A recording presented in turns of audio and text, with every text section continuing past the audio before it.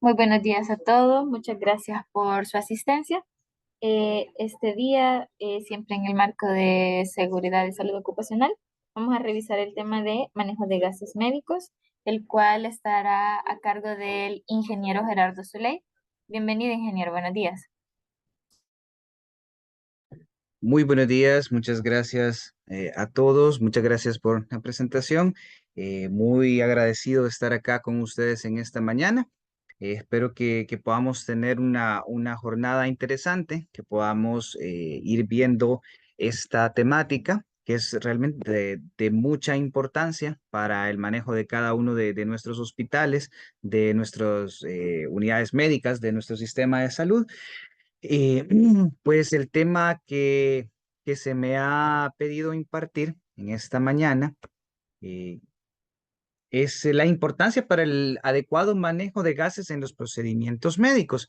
Es el nombre o el título bajo el cual nos han solicitado esta videoconferencia. ¿Verdad? El objetivo de esta reunión es que podamos facilitarles a ustedes, como trabajadores del Ministerio de Salud, pues toda la información relevante para el manejo adecuado de los gases, con el fin de prevenir accidentes y enfermedades ocupacionales.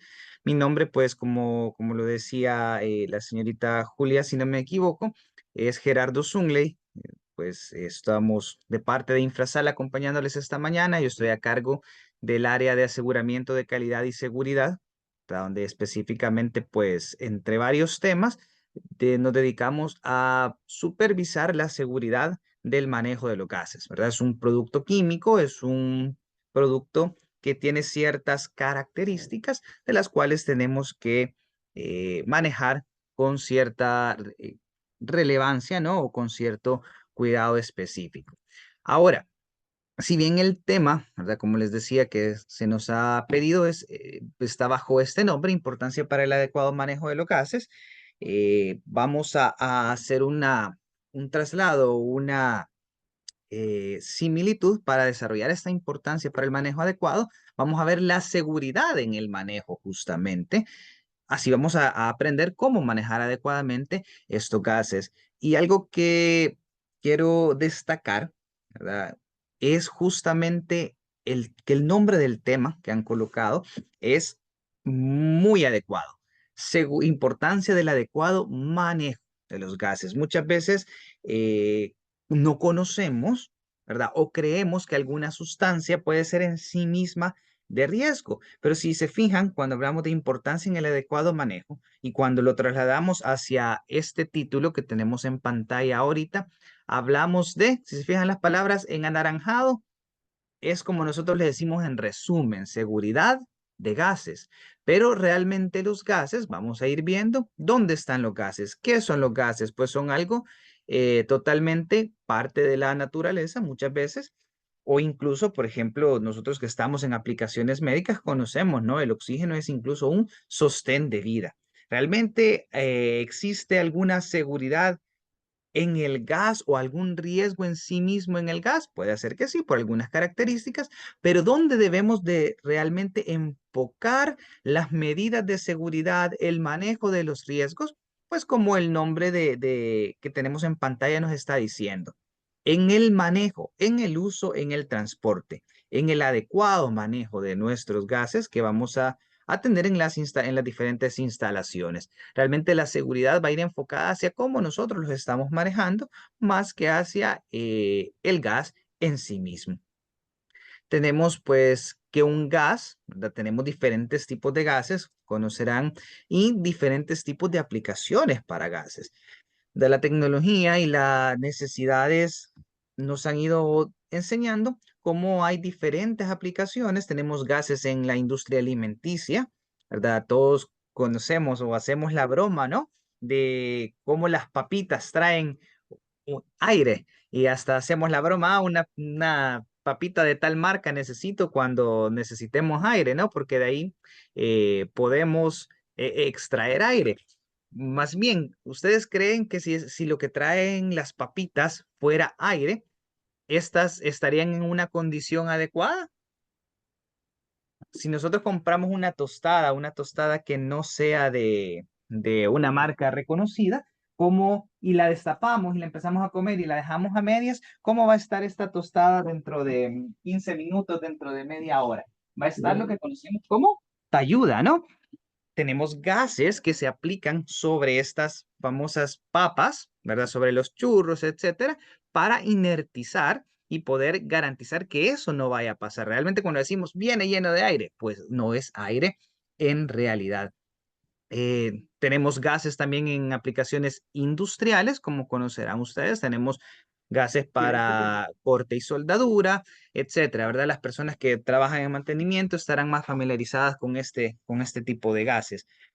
Y tenemos los gases medicinales, que es todo aquel gas que está destinado a entrar en contacto directo con el organismo humano y que tiene un fin, que su objetivo de entrar en contacto es trabajar en la persona por algún medio farmacológico, inmunológico o metabólico. ¿Para qué? Para prevenir, diagnosticar, tratar, aliviar o curar cualquier enfermedad o dolencia. Tenemos pues como gases medicinales aquellos que se ocupan en terapia de inhalación, en anestesia, en diagnósticos in vivo, para conservar y transportar órganos, tejidos, células destinados al trasplante. De hecho, son ustedes los que quizás conocerán más incluso que yo sobre las aplicaciones que tenemos dentro de nuestros hospitales, ¿verdad? Tenemos oxígeno sostén de vida, tenemos gases anestésicos o que en mezclas combinadas, ¿verdad? Nos sirven como gases anestésicos, eh, hielo seco u otros similares para transportar órganos, tejidos, células. Tenemos dióxido de carbono que a lo mejor se puede utilizar para una insuflación en un proceso médico, etcétera, etcétera, ¿verdad? Entonces, ¿qué tenemos de estos gases? ¿Qué características tienen? Que van a entrar en contacto con nuestro cuerpo. Van a entrar en nuestro organismo, en nuestros pulmones, van a estar en contacto con nuestros órganos probablemente, por lo cual tienen que seguir ciertos estándares, ¿verdad? Y esta definición que tenemos en pantalla nos la da la Guía para Fabricación, Importación, Registro y Control de Calidad de Gases Medicinales de la Dirección Nacional de Medicamentos, o hasta hace unos días Dirección Nacional de Medicamentos, hoy Superintendencia de Regulación Sanitaria, ¿no? Toda la cadena de distribución, pues los gases son fabricados. Estos gases que hemos fabricado, la mayoría pues son fabricados en infrasal, pasan un proceso de llenado para un posterior almacenamiento y distribución, ¿verdad? Donde llega a nosotros, al hospital, a través de diferentes formas, tanto el gas en cilindro o botellas de metálicas o a través de los tanques criogénicos, mediante el cual el oxígeno se distribuye por toda la instalación a través de las redes hospitalarias. Algo importante es aquí, no pretendemos ahorita, ¿verdad? Solamente empezarles a decir, haga esto o no haga esto, ¿verdad? Eh, ¿Qué es lo importante? ¿Cuál es el enfoque? Y por eso destacaba el objetivo que nos habían compartido, que facilitemos a ustedes la información para manejar adecuadamente los gases, para manejar adecuadamente los gases y cómo usted va a tener, qué va a hacer usted con esa información que le vamos a proveer. Recordemos, hay una foto bien interesante como les decía, yo estoy a cargo del área de seguridad. Entonces, en nuestras instalaciones, nosotros colocamos una calcomanía, perdón, en los espejos. Colocamos una calcomanía en los espejos que dice, usted está viendo a su supervisor de seguridad. La seguridad, damas y caballeros, es un tema de conciencia, es un tema de convicción, ¿verdad? Cuando nosotros estamos operando, cuando nosotros estamos haciendo un traslado de un gas, cuando nosotros estamos haciendo cualquier operación, nadie va a estar supervisándonos, o al menos en principio no es así. Y creo que sería incómodo que alguien ande atrás de nosotros viendo qué es lo que estamos haciendo. La seguridad es un tema de conciencia con el cual a través de la información que vamos a ver ahora, nosotros vamos a tomar conciencia, a comprender y entonces actuar coherentemente con todo ello. Entonces, ¿vamos a ver normas? ¿Vamos a ver recomendaciones? Sí, al final. Vamos a verlas al final, ¿verdad? ¿Por qué? ¿Qué son las normas? ¿Qué son las reglas? ¿Qué son las leyes? Son lineamientos que tenemos que seguir simplemente. Más conviene entender por qué yo debo de seguirlas, por qué yo debo de atender estas recomendaciones, ¿verdad? Si la ley de tránsito me dice donde haya doble línea amarilla, no debo cruzar, está pensado en un flujo de tráfico, en una seguridad, etcétera, etcétera. Pero yo vengo y me quiero cruzar la doble línea, ¿verdad?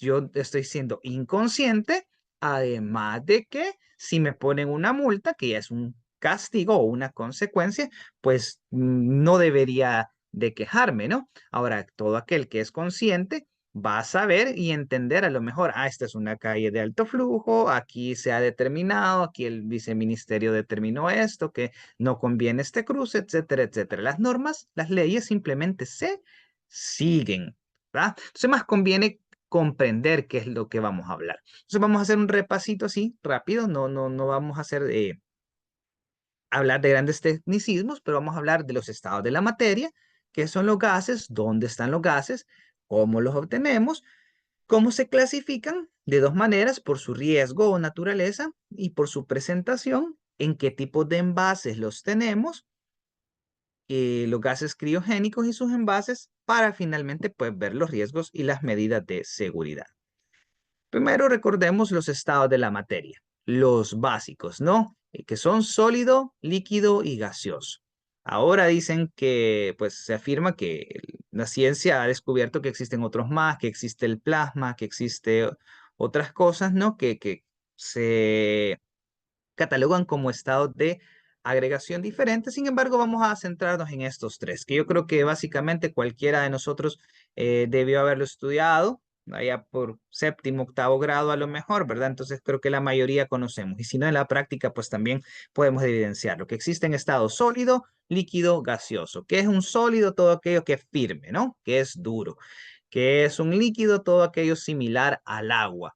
Y un gas es como el aire que respiramos. ¿Dónde se dan las diferencias a nivel de ciencia de cada uno de estos? A través de sus componentes internos, a través de sus moléculas. Y lo que vemos en la pantalla una representación gráfica de lo que quiere decirnos, o esas pelotitas que vemos quieren representarnos a las moléculas. ¿Y qué vemos en un sólido? Que las moléculas están todas juntitas, todas firmes, e incluso algo que no logramos ver acá es que están unidas unas con otras, ¿verdad? Y eso es lo que nos da la consistencia firme de un material sólido. ¿Qué pasa en un líquido? En un líquido esas moléculas están más sueltas, están más relajadas entre ellas, sin embargo siempre están unidas unas con otras, ¿verdad? Pero esa unión es un poco más débil que la que tenemos en un sólido. ¿Y qué pasa en un gas? Las moléculas están completamente separadas unas de otras y ellas tienen mucha actividad además. Como ellas andan sueltas, no están juntas unas con otras, ellas se repelen y ellas andan por ahí paseando en todo el espacio que ellas tienen disponibles. Entonces yo puedo hablar de un sólido, yo puedo hablar de un vaso, yo puedo hablar de una mesa, de una silla, yo puedo hablar de un líquido, yo puedo hablar de mi termito de agua, de mi taza de café, y yo lo puedo ver, está aquí. Y del gas, ¿qué puedo decir yo de un gas? ¿De usted dónde está? Desde donde sea que me esté escuchando. ¿Usted puede identificar dónde está el aire? Está en toda la habitación o está en solo en una parte de la habitación. ¿Dónde está? ¿Cuánto volumen de aire tiene usted? Las moléculas de gas están dispersas, están sueltas una de la otra y andan ahí por todos lados. Entonces, un gas es un estado de agregación de la materia en que la sustancia que tenemos ahí no tiene una forma ni un volumen propio y adopta el de los recipientes que los contiene. Mire, pero los líquidos también, efectivamente, los líquidos también no tienen una forma definida, pero sí tienen un volumen. Imagínese que usted tiene 1 litro de agua en una botella, usted tiene en ese momento 1 litro, ¿no? Es un volumen definido. ¿Con qué forma? Con forma de botella. Y usted viene y lo echa a un guacal.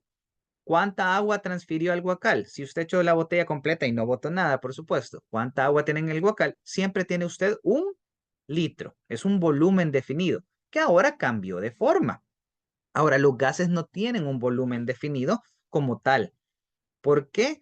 Porque ellos se expanden, ocupan todo el espacio del recipiente donde los contenemos. Entonces, ¿qué características tenemos de un gas? Que las moléculas no son atraídas unas por otras, por ende ellas se repelen y se mueven en todo el espacio que tienen disponible. Se encuentran libres, entonces se distribuyen en todo ese espacio, ocupando completamente el volumen del recipiente que los contiene. En un vaso yo puedo decir, o en una botella de agua, yo voy a la mitad de la botella, me falta un cuarto. Ahora hay una botella, ¿verdad? Que nos recuerdan cuánto tenemos que ir tomando en el día. Nos va diciendo la hora. A tal hora tengo que haber tomado hasta acá, a tal hora hasta acá, a tal hora hasta acá. Un gas, pues no va a ser así. Yo no puedo decir, tengo un cilindro de gas y el cilindro ya está solo de la mitad para abajo, está lleno. No, yo no tengo un nivel. Siempre el gas va a estar ocupando completamente el volumen del recipiente. No tienen forma definida, ya se los decía antes, adoptan la del recipiente y una característica que tienen los gases es que se pueden comprimir fácilmente debido a los espacios vacíos que existen entre las moléculas. ¿Qué significa comprimir? Que se les puede meter presión, que se pueden apretar, ¿verdad? Esa es una característica muy importante de los gases porque va a ir asociada a uno de los principales riesgos que tenemos. ¿De dónde provienen los gases? Bueno, una primera fuente muy importante es el aire, ¿verdad? El aire atmosférico. Tenemos que el aire que respiramos tiene un 78% de nitrógeno y un 21% de oxígeno, un 1% de otras cositas que andan por ahí, entre gases de efecto invernadero, otros gases naturales que están ahí. Y nosotros lo que necesitamos para vivir, ¿qué es? Es justamente el oxígeno. Llámelo Dios, llámelo divinidad, llámelo naturaleza, llámelo como usted quiera llamarlo. Existe en el aire una cantidad promedio de oxígeno justamente adecuada para lo que nosotros necesitamos para vivir. 21% nominalmente, un poco más, un poco menos, un rango entre 19,5 y 23,5 es lo que el ser humano necesita para poder respirar. Y más o menos son los porcentajes que existen de oxígeno en el aire. Entonces tenemos una primer fuente de gases, que es el aire. Y surge siempre la pregunta, ¿no? O el cuestionamiento. Yo siempre lo había pensado, ¿verdad? Si el oxígeno está en el aire, imagínense estos, vienen, agarran el oxígeno, lo meten en un cilindro y nos lo vienen a vender. Y nos lo vienen a vender y se hacen los moños con esto. ¿Cómo a partir del aire, cómo podemos separar el oxígeno, cómo podemos separar el nitrógeno? No es un proceso sencillo.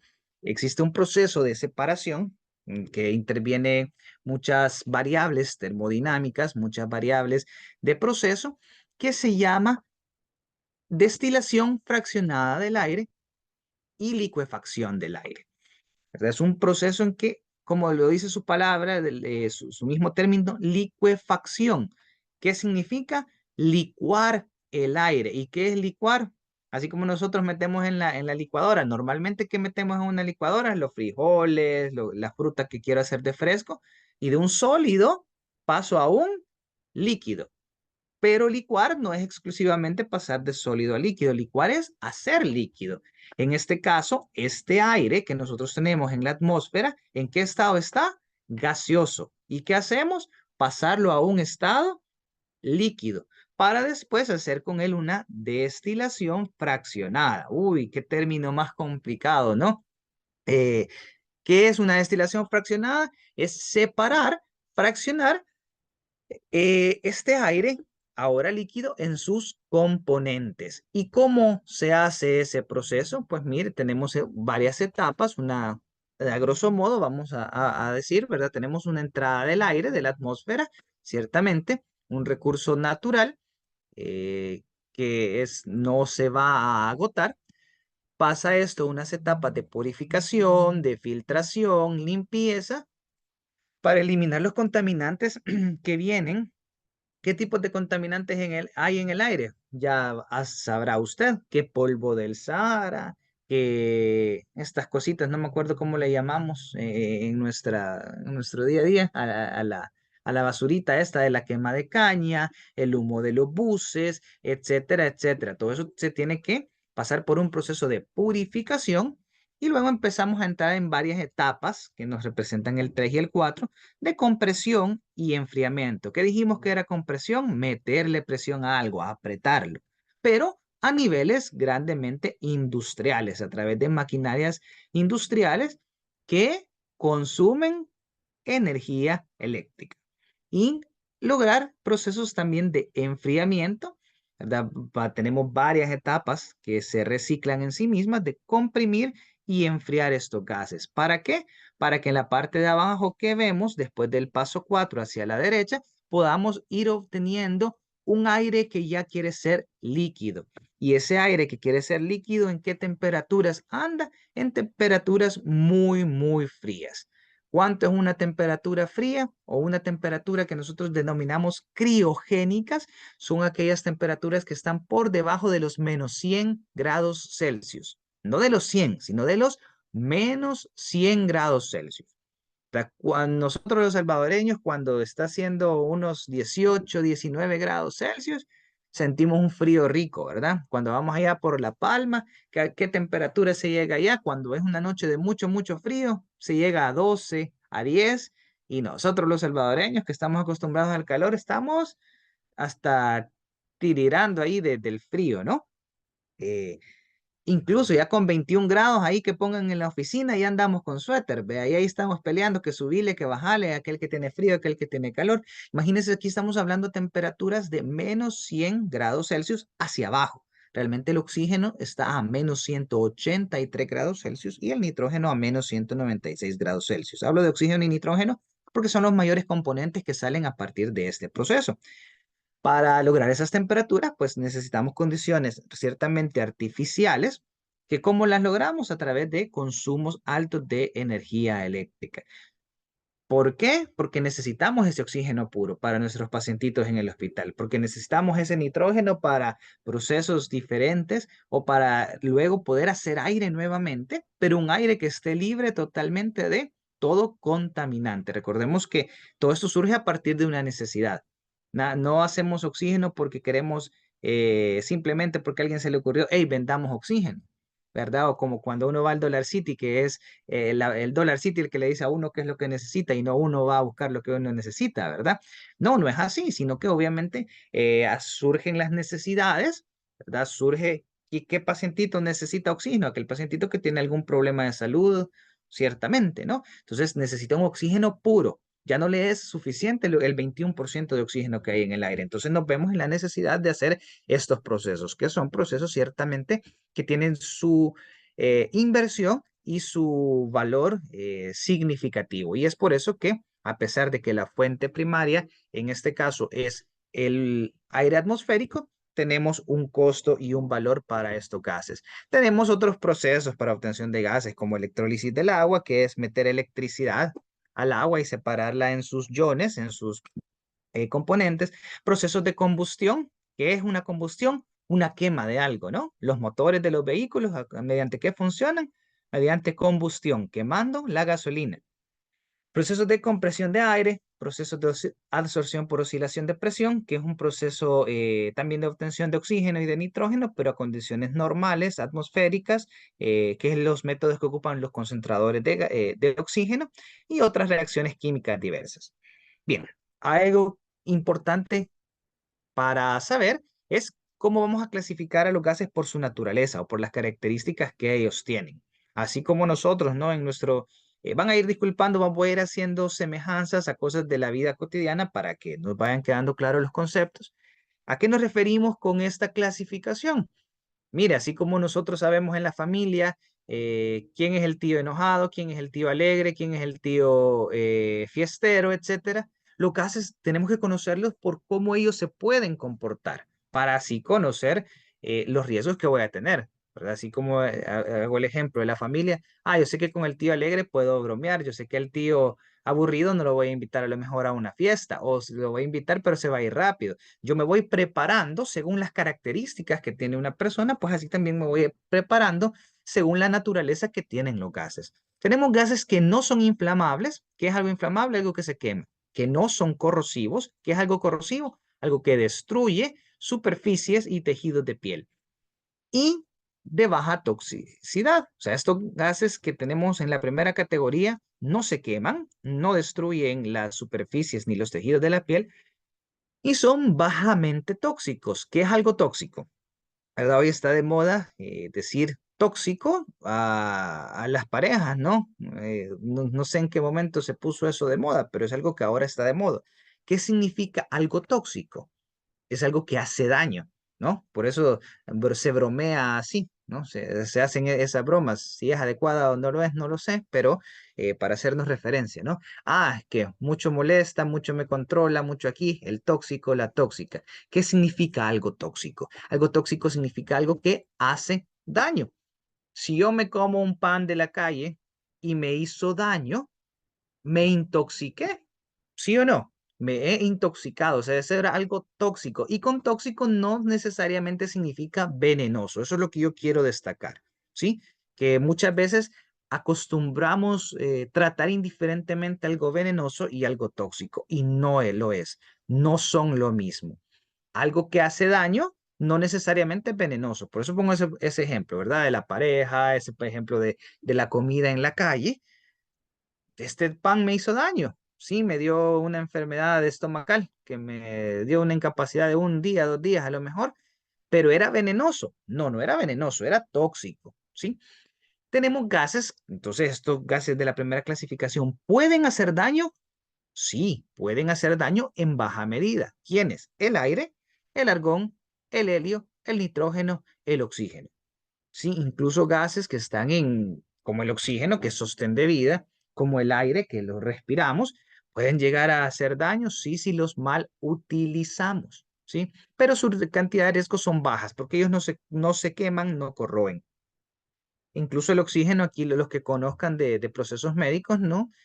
Conocerán, ¿verdad? Que es una hiperoxia, ¿verdad? Una sobresaturación de oxígeno, como un oxígeno aplicado en neonatos, en las incubadoras, un oxígeno mal aplicado puede generar problemas de salud para el bebé, ¿no? En un flujo inadecuado. Tenemos gases que son inflamables, que sí se queman, pero no destruyen superficies y su grado de daño que pueden generar el gas en sí mismo son bajos también, pero ellos son muy alarmantes porque generan fuego, ¿verdad? Son el acetileno, el hidrógeno, propano, butano. ¿Cuál es el propano? El que tenemos en la casa, ¿verdad? El butano, un gas similar. Y tenemos otros gases que son tóxicos, que esos sí son tóxicos, corroen, destruyen superficies y los tejidos de la piel, pero ellos no se queman, como dióxido de azufre, cloro, amoníaco. Vamos a hablar de otra clasificación de los gases, que es por cómo ellos, por las presiones que manejamos en ellos, básicamente, o cómo ellos se presentan en su estado molecular. Tenemos gases comprimidos. ¿Qué dijimos que era comprimido? Algo que tiene presión. Los gases comprimidos son aquellos que están sometidos a altas presiones. Para hacer una semejanza o que todos nos hagamos más bien la idea, ¿qué presión usa la llanta de un carro? Usa aproximadamente 30 PSI. PSI es la unidad en que se miden la presión de los gases. Una llanta de nuestro carro o de la moto usará 30 PSI de presión.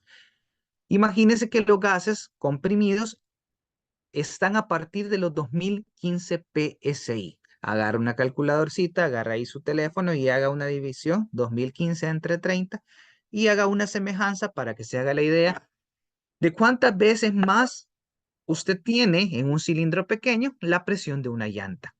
Son aproximadamente, no sé, si fueran 100, en el caso de camiones, rastras, hablamos de unas 100 libras, hablamos de 20 veces más.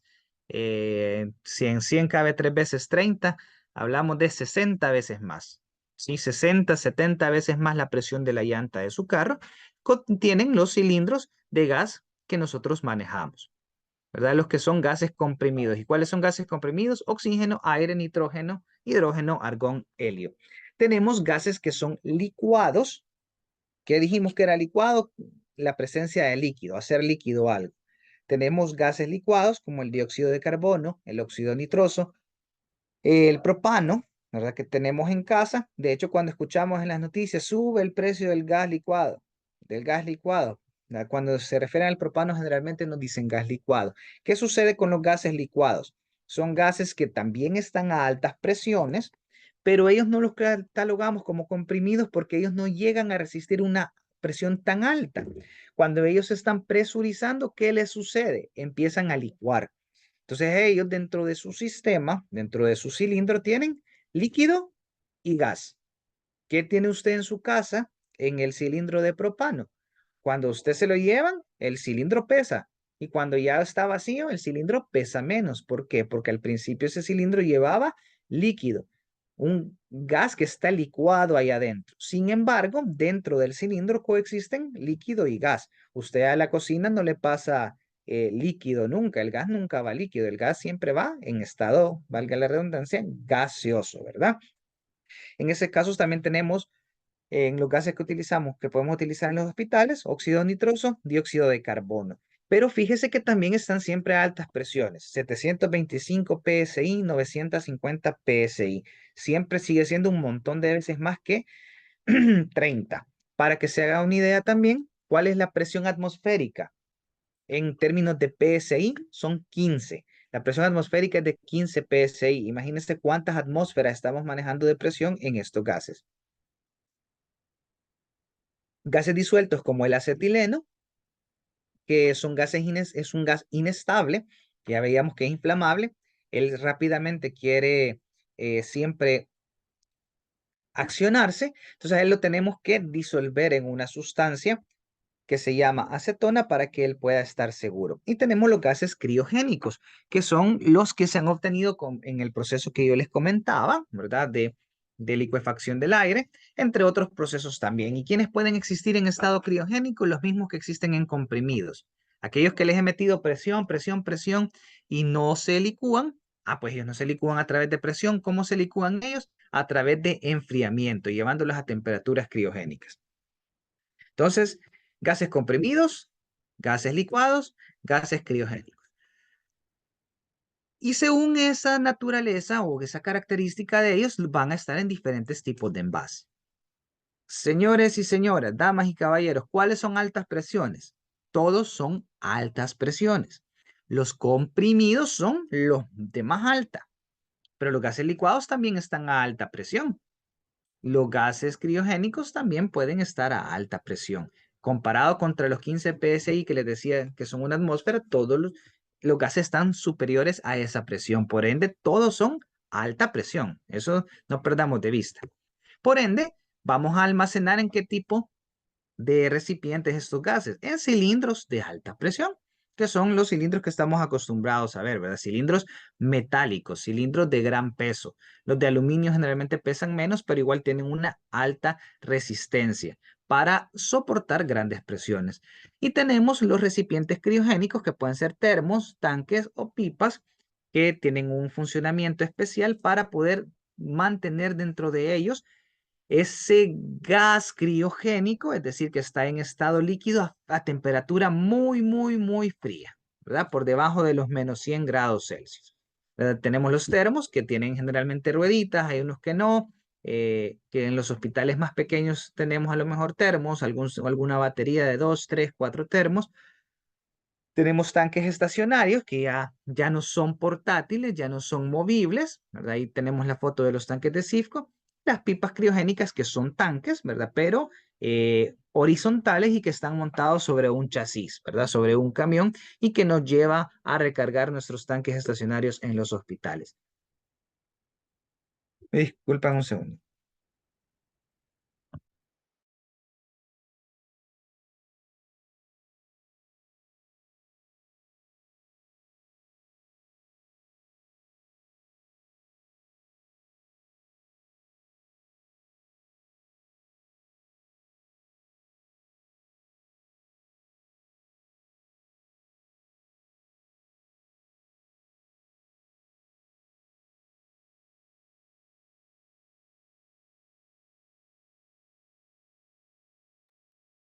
Hola, gracias. Se me había cerrado el micrófono y no podía abrirlo. Perdón, acabo de ver en el chat que hay algunas preguntas.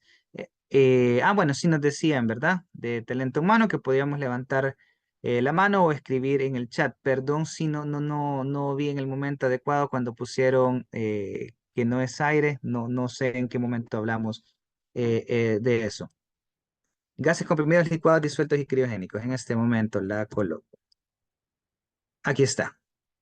Pueden ahí tomar nota o tomar fotos si gustan.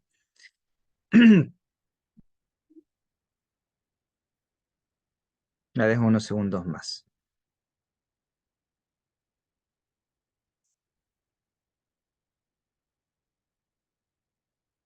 Listo.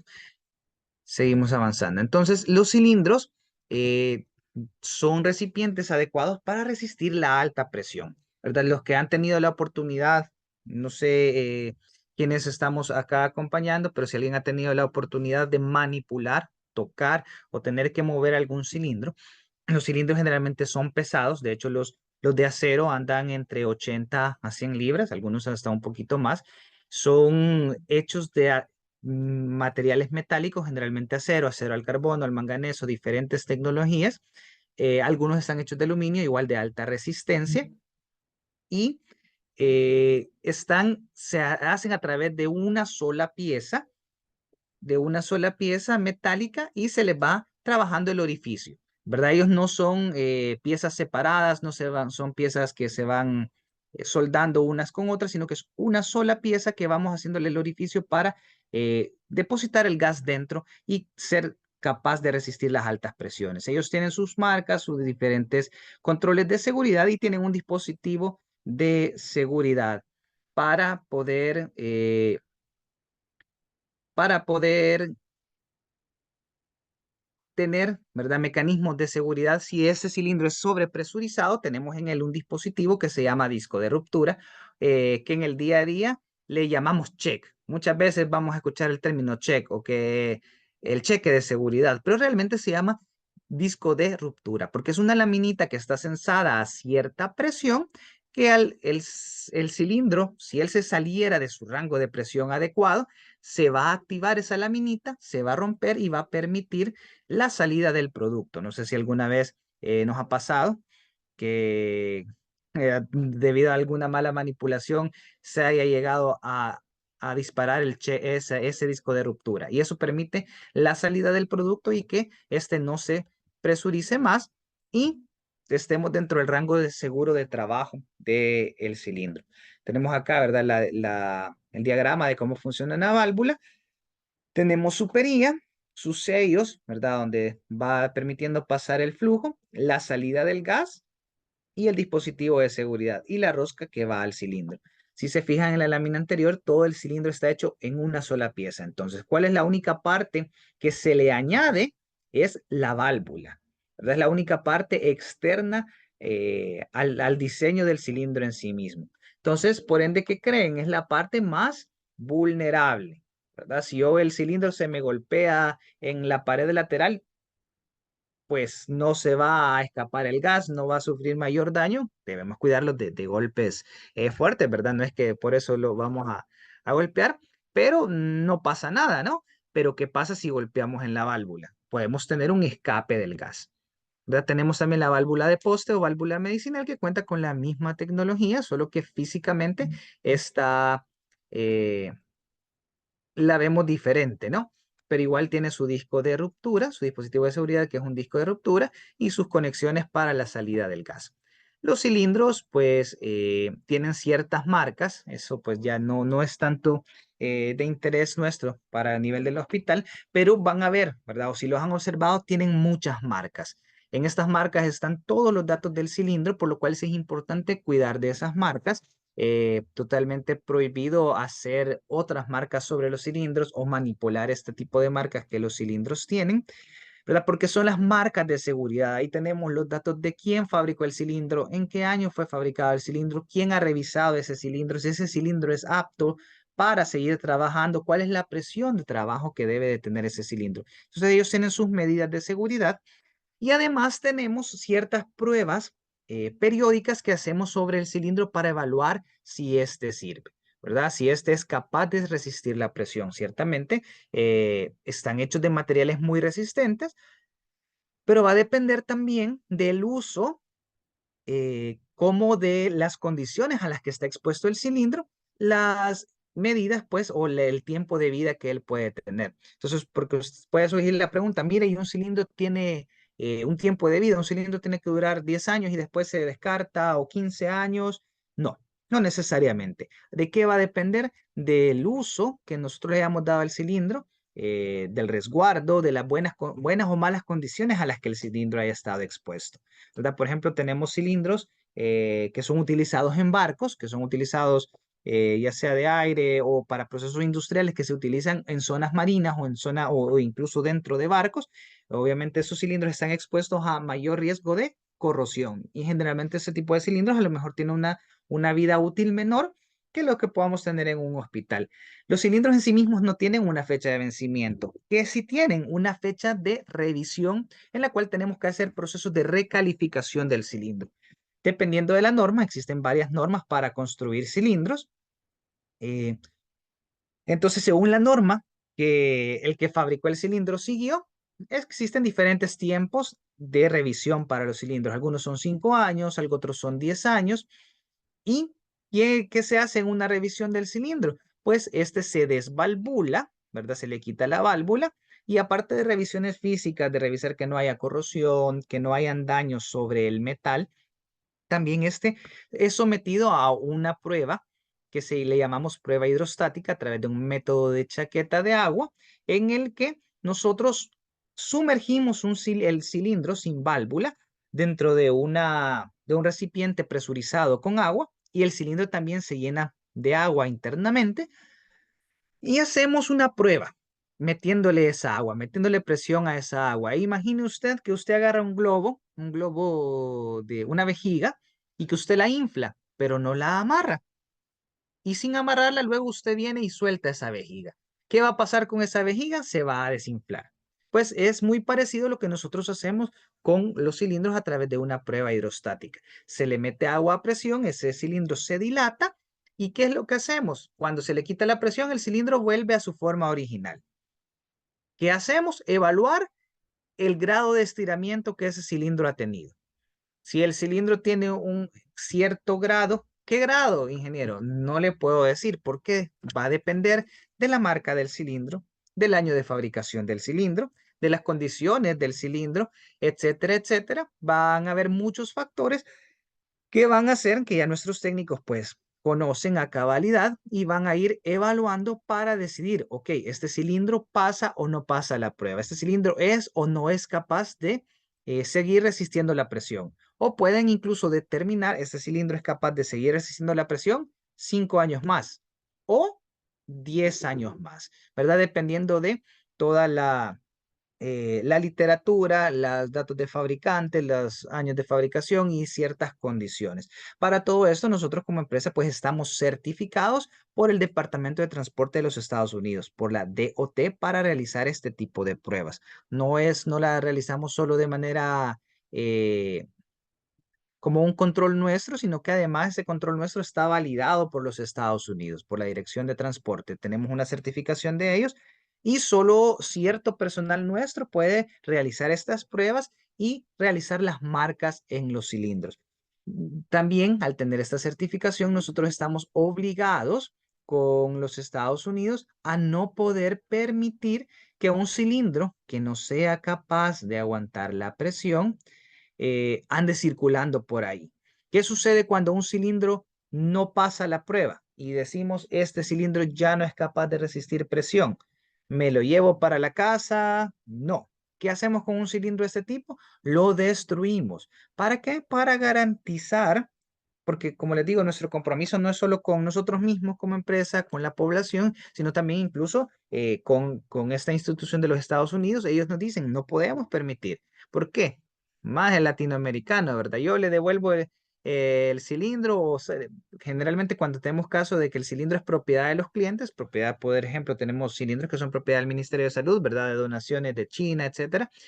Y supóngase, ya no, y ya se le llegó el periodo de prueba hidrostática o de recalificación, ustedes lo mandan con nosotros.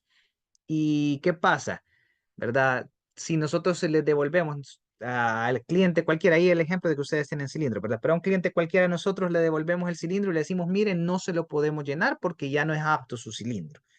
Pero siempre va a existir, ¿verdad? No, que yo tengo un vecino tallerista, que no sé quién sabe hacer, sabe trasegar, etcétera. Nos arriesgamos a que ese cilindro alguien más lo llene y ese cilindro que no sea apto para resistir más la presión pueda generar un accidente. Entonces, como ente certificado por los Estados Unidos, ¿a qué nos vemos obligados? Si un cilindro no pasa la prueba, ese cilindro tiene que ser destruido. Cuando el cilindro es de rotación de infrasal, pues no pasa nada. Esos son costos que van para infrasal.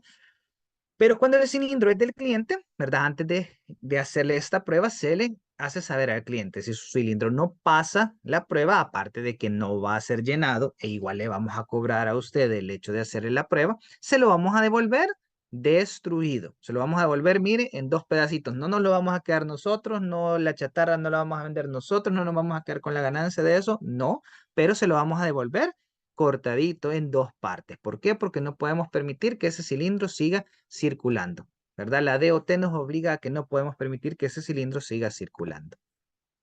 Vamos ya aterrizando un poquito. ¿Qué tenemos para los gases? Primero, pues son productos químicos. Los gases son productos químicos y como todo producto químico, ¿cómo deben de identificarse los productos químicos? A través de su etiquetado, ¿verdad? Es lo que las normas internacionales nos dicen. Todo producto químico debe de estar correctamente identificado. Señores, señoras, damas y caballeros, también en esta parte vámonos llevando pan a nuestra matata, llevémonos también enseñanza para nuestras casas, ¿verdad? Más ustedes, ¿verdad? Que están en el sector salud, yo creo que verán cosas, ¿verdad? Verán cosas en los hospitales. Yo nada más, pues tengo un amigo que por tener Vanish en una botella de agua, un día se confundió y ¿qué creen? Bebió Vanish, ¿verdad? Y así muchos casos he conocido, ustedes conocerán muchos más. Llevémonos pan para nuestra matata, ¿verdad? Todo producto químico debe de estar identificado según normas internacionales, por supuesto, a niveles, ¿verdad? De lo que estamos hablando hoy para nuestra casa, ¿verdad? Si hacemos un trasiego del Pinesol, si hacemos un trasiego de lejía, de una botellita a otra, por favor, no olvide ponerle un tirrito que diga, ¿verdad? Lejía, desinfectante, tal cosa, ¿verdad? Evitemos accidentes. Como les decía al principio, la seguridad es de conciencia y es de cultura. Seamos constructores de una cultura de seguridad, no solo en el trabajo, sino también en nuestras casas. Entonces, los gases como productos químicos, pues van a seguir las normas internacionales de etiquetado, ¿verdad? Y vamos a identificar los cilindros de gas mediante un método primario que es el etiquetado. El color, no, el color no es el primer método. Eh, que el no sé qué, no. ¿Cuál es el primer método de identificación de los gases? Porque son productos químicos, su etiquetado. Por ende, ¿qué es lo que más tenemos que cuidar? ¿Qué es de las cosas que más tenemos que cuidar de preservar? Las etiquetas. Entonces, personal Ministerio de Salud, no se mancha sobre la etiqueta, vacío, con plumón. No se mancha sobre la etiqueta, lleno. No se mancha sobre la etiqueta, entró tal día. No se mancha sobre la etiqueta, nada. ¿Verdad? No se mancha sobre la etiqueta, va para UCI. No, damas y caballeros. Si queremos identificar, les ponemos un tirrito, ¿verdad? Usted le puede pegar un tirro en otra parte del cilindro. La etiqueta es lo que más tenemos que cuidar, la integridad de la información que viene en él. Y mire que se viene arrancando la etiqueta. A lo mejor recuerde que los cilindros, por la misma seguridad, se tienen que manejar a la intemperie, ¿no? Entonces le dio el sol, le llovió y a lo mejor la etiqueta viene despegada de un ladito. Cuidado con venir y arrancársela, ¿vea? Con andar en los cuartos de mantenimiento, tener ahí el montón de etiquetas pegadas en la pared, ¿verdad? No, al contrario, yo veo que la etiqueta se le está arrancando, ahí la repego, ¿vea? ¿Por qué? Porque en la etiqueta está el contenido de la información de seguridad, de qué es lo que contiene el cilindro, qué medidas o precauciones generales tengo que tener con cada uno de los gases y incluso qué hacer, ¿verdad? Vienen los números telefónicos, viene eh, las medidas más generales, así como de los riesgos. Algo importante en el tema de seguridad, recordemos, no solo nos preparemos para nosotros, porque muchas veces todos caemos en ese error, ¿no? No, si yo ya sé qué es. No, si yo. Cuidado. El día de mañana yo estoy enfermo, el día de mañana yo estoy incapacitado y llega alguien más que no necesariamente conoce. El día de mañana yo tengo una situación de emergencia y quien llega a apoyarme es el cuerpo de bomberos. Y si algo no tiene una identificación, si algo no tiene una correcta nomenclatura, entonces podemos exponer a las demás personas, incluso aquellos que nos van a ayudar a manejar un riesgo, podemos exponerlos a ellos a un mayor riesgo. Las etiquetas se cuidan, las etiquetas no se manchan y tenemos que preservarlas. Entonces, el primer método de identificación de qué gas tenemos. Incluso si ustedes ven, ¿verdad? En la que tenemos en pantalla, tenemos, mira, este colorcito rojo, amarillo, verde, un semáforo, ¿verdad? ¿Cuál creen que es el más peligroso? Los gases inflamables, porque toman fuego, pueden ser causantes de fuego. Por eso tiene su etiqueta roja. El oxígeno amarillo, ya vamos a ver por qué. ¿Qué característica tiene el oxígeno? Que es comburente u oxidante. Y el verde, ¿cuál es? El no inflamable. Pero nos recuerda, ok, mire, este es el de menos riesgo porque este no se quema ni favorece el fuego. Pero miren que tiene arriba de la palabra gas no inflamable un cilindro que nos recuerda que, ok, mire, este es el de menos riesgo químico, pero usted tiene alta presión siempre, ¿verdad? Tiene altas presiones, acuérdese, tiene presiones de 925, 750, 2015 y más, ¿verdad? Un segundo método de reconocimiento de los gases. El color. No, todavía no. Las válvulas. Primer método porque es el etiquetado, porque es un producto químico. Entonces, seguimos las normas internacionales de productos químicos, en general productos químicos. Segundo, caemos al rubro gasero. Cada cilindro tiene una válvula específica, ¿verdad? El cilindro que usted tiene en la casa de propano tiene una válvula específica, ¿verdad? El propano tiene su tipo de válvula. El oxígeno tiene su tipo de válvula. El aire tiene su tipo de válvula. El nitrógeno, el óxido nitroso, etcétera, etcétera, ¿verdad? El segundo método de identificación de los gases y su riesgo es a través de la válvula, que se norma a través de la CGA. Cada válvula tiene un código, CGA tal, lo que estamos viendo en pantalla, ¿verdad? CGA significa Compressed Gas Association, Asociación de Gases Comprimidos de los Estados Unidos. Esta asociación nos ha dado la normativa de qué válvula debe de usar cada gas. ¿Para qué? Para no confundirnos de gas desde una perspectiva de seguridad de suministro, ¿verdad? Imagínense por ponerle a un paciente oxígeno, le pongo nitrógeno, ¿verdad? Es algo mortal. Como desde para seguridad de física, ¿verdad? Para yo reconocer los riesgos. No es que la válvula me diga este tal riesgo, este otro riesgo, pero a través de la válvula yo no me puedo confundir o yo voy a tener ciertos recursos mnemotécnicos que me van a ayudar a identificar, aquí estoy tratando con tal cosa, ¿verdad? Si tengo un regulador de oxígeno, solo debería entrar en un cilindro de oxígeno, ¿vea? Si le trato de conectar en otro porque me equivoqué, etcétera, una válvula no me lo va a permitir.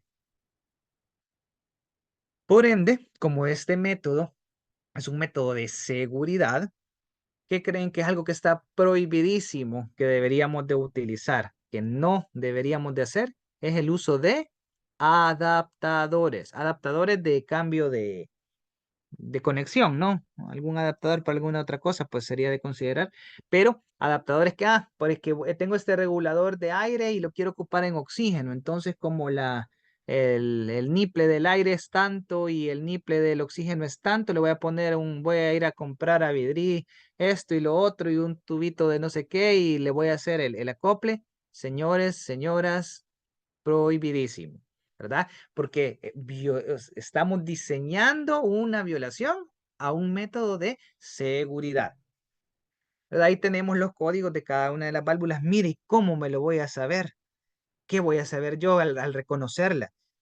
El código de la válvula viene grabado en la válvula misma, ¿verdad? No es que usted la va a ver y va a decir, ah, esta es una 540. No, el código de la válvula viene grabado, ¿verdad? Viene grabado en la válvula. Espero que ya hayan tenido la mayoría la oportunidad de verlo. Si no, pues fijémonos, seamos curiosos y a partir también de esta charla, pues llevémonos inquietudes y vamos a verificar ese tipo de cosas.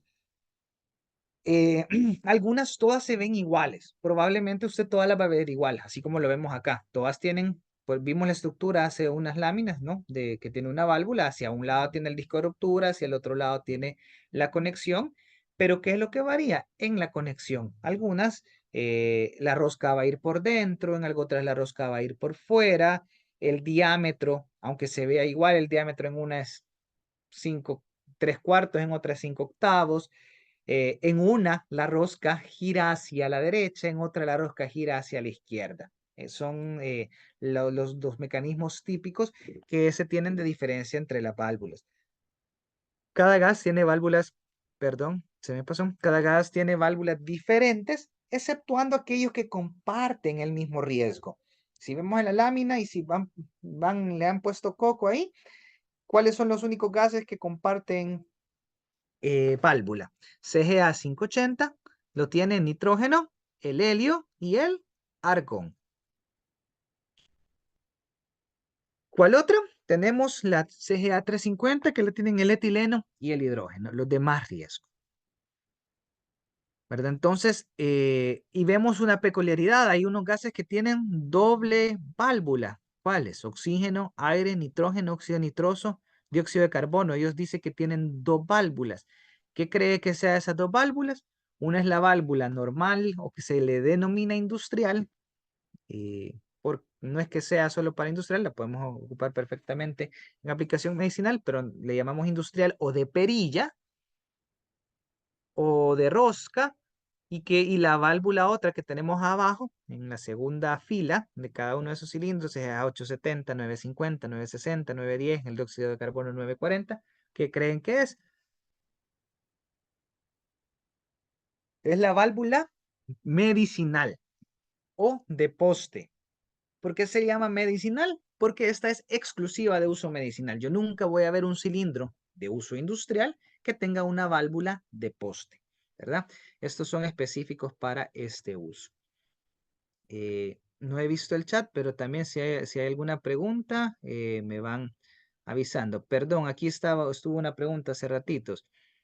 Eh, Decía la estrellita que indica los años de prueba del cilindro, se puede ir renovando entonces y se puede aguantar 5 años más, se le pone otra vez la estrella o ya no. Va, voy a responder esa pregunta.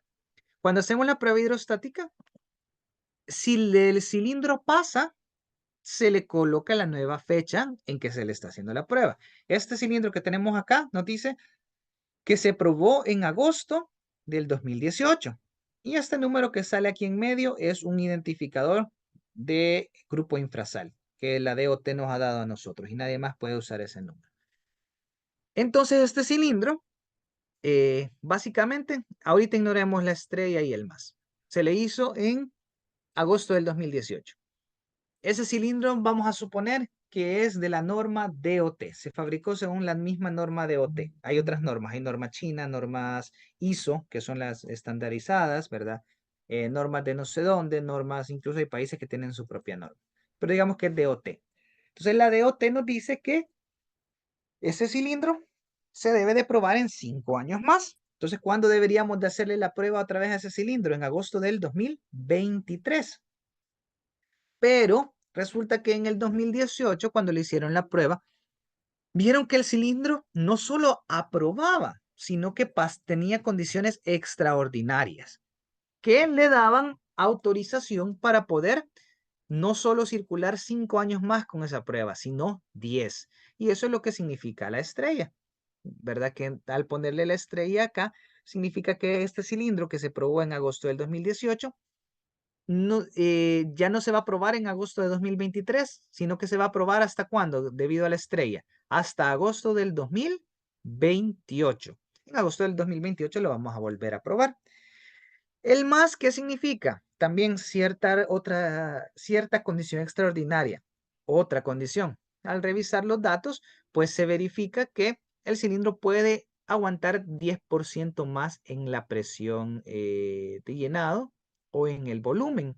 Entonces, si tiene un más, significa que ese cilindro aguanta más. Y esas son las nuevas presentaciones que han ido surgiendo. Si ustedes están familiarizados o conocen, ¿verdad? De repente existe el cilindro de 220 y 240, el cilindro de 110 y 140, el cilindro de 300 y de 330.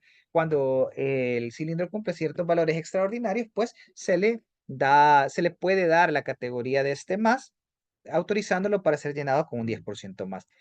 ¿Todos los cilindros tienen la estrella? No, no todos. Puede ser que sí, puede ser que no, va a depender de los resultados de la prueba.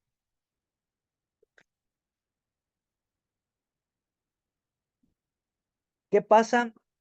Yo tengo un cilindro en el hospital que está lleno, que no lo he abierto y tiene marcado 0824. Perdón, no, tiene marcado 0819 y no tiene la estrella. O sea que esa prueba solo duraba 5 años y se hizo en agosto del 2019. Y yo tengo ese cilindro en el hospital y ni siquiera lo he abierto y ya estamos terminando agosto del 2024. ¿Qué tengo que hacer? ¿Llamo a Infrasal que me retiren ese cilindro y ya no lo vuelvo a utilizar? No. La prueba hidrostática, o en este caso, bueno, la recalificación del cilindro hecha a través de prueba hidrostática, ¿qué nos dice o qué nos garantiza? El poder llenar el cilindro. Si el cilindro ya, lo que no podemos hacer con una prueba hidrostática vencida es llenar un cilindro.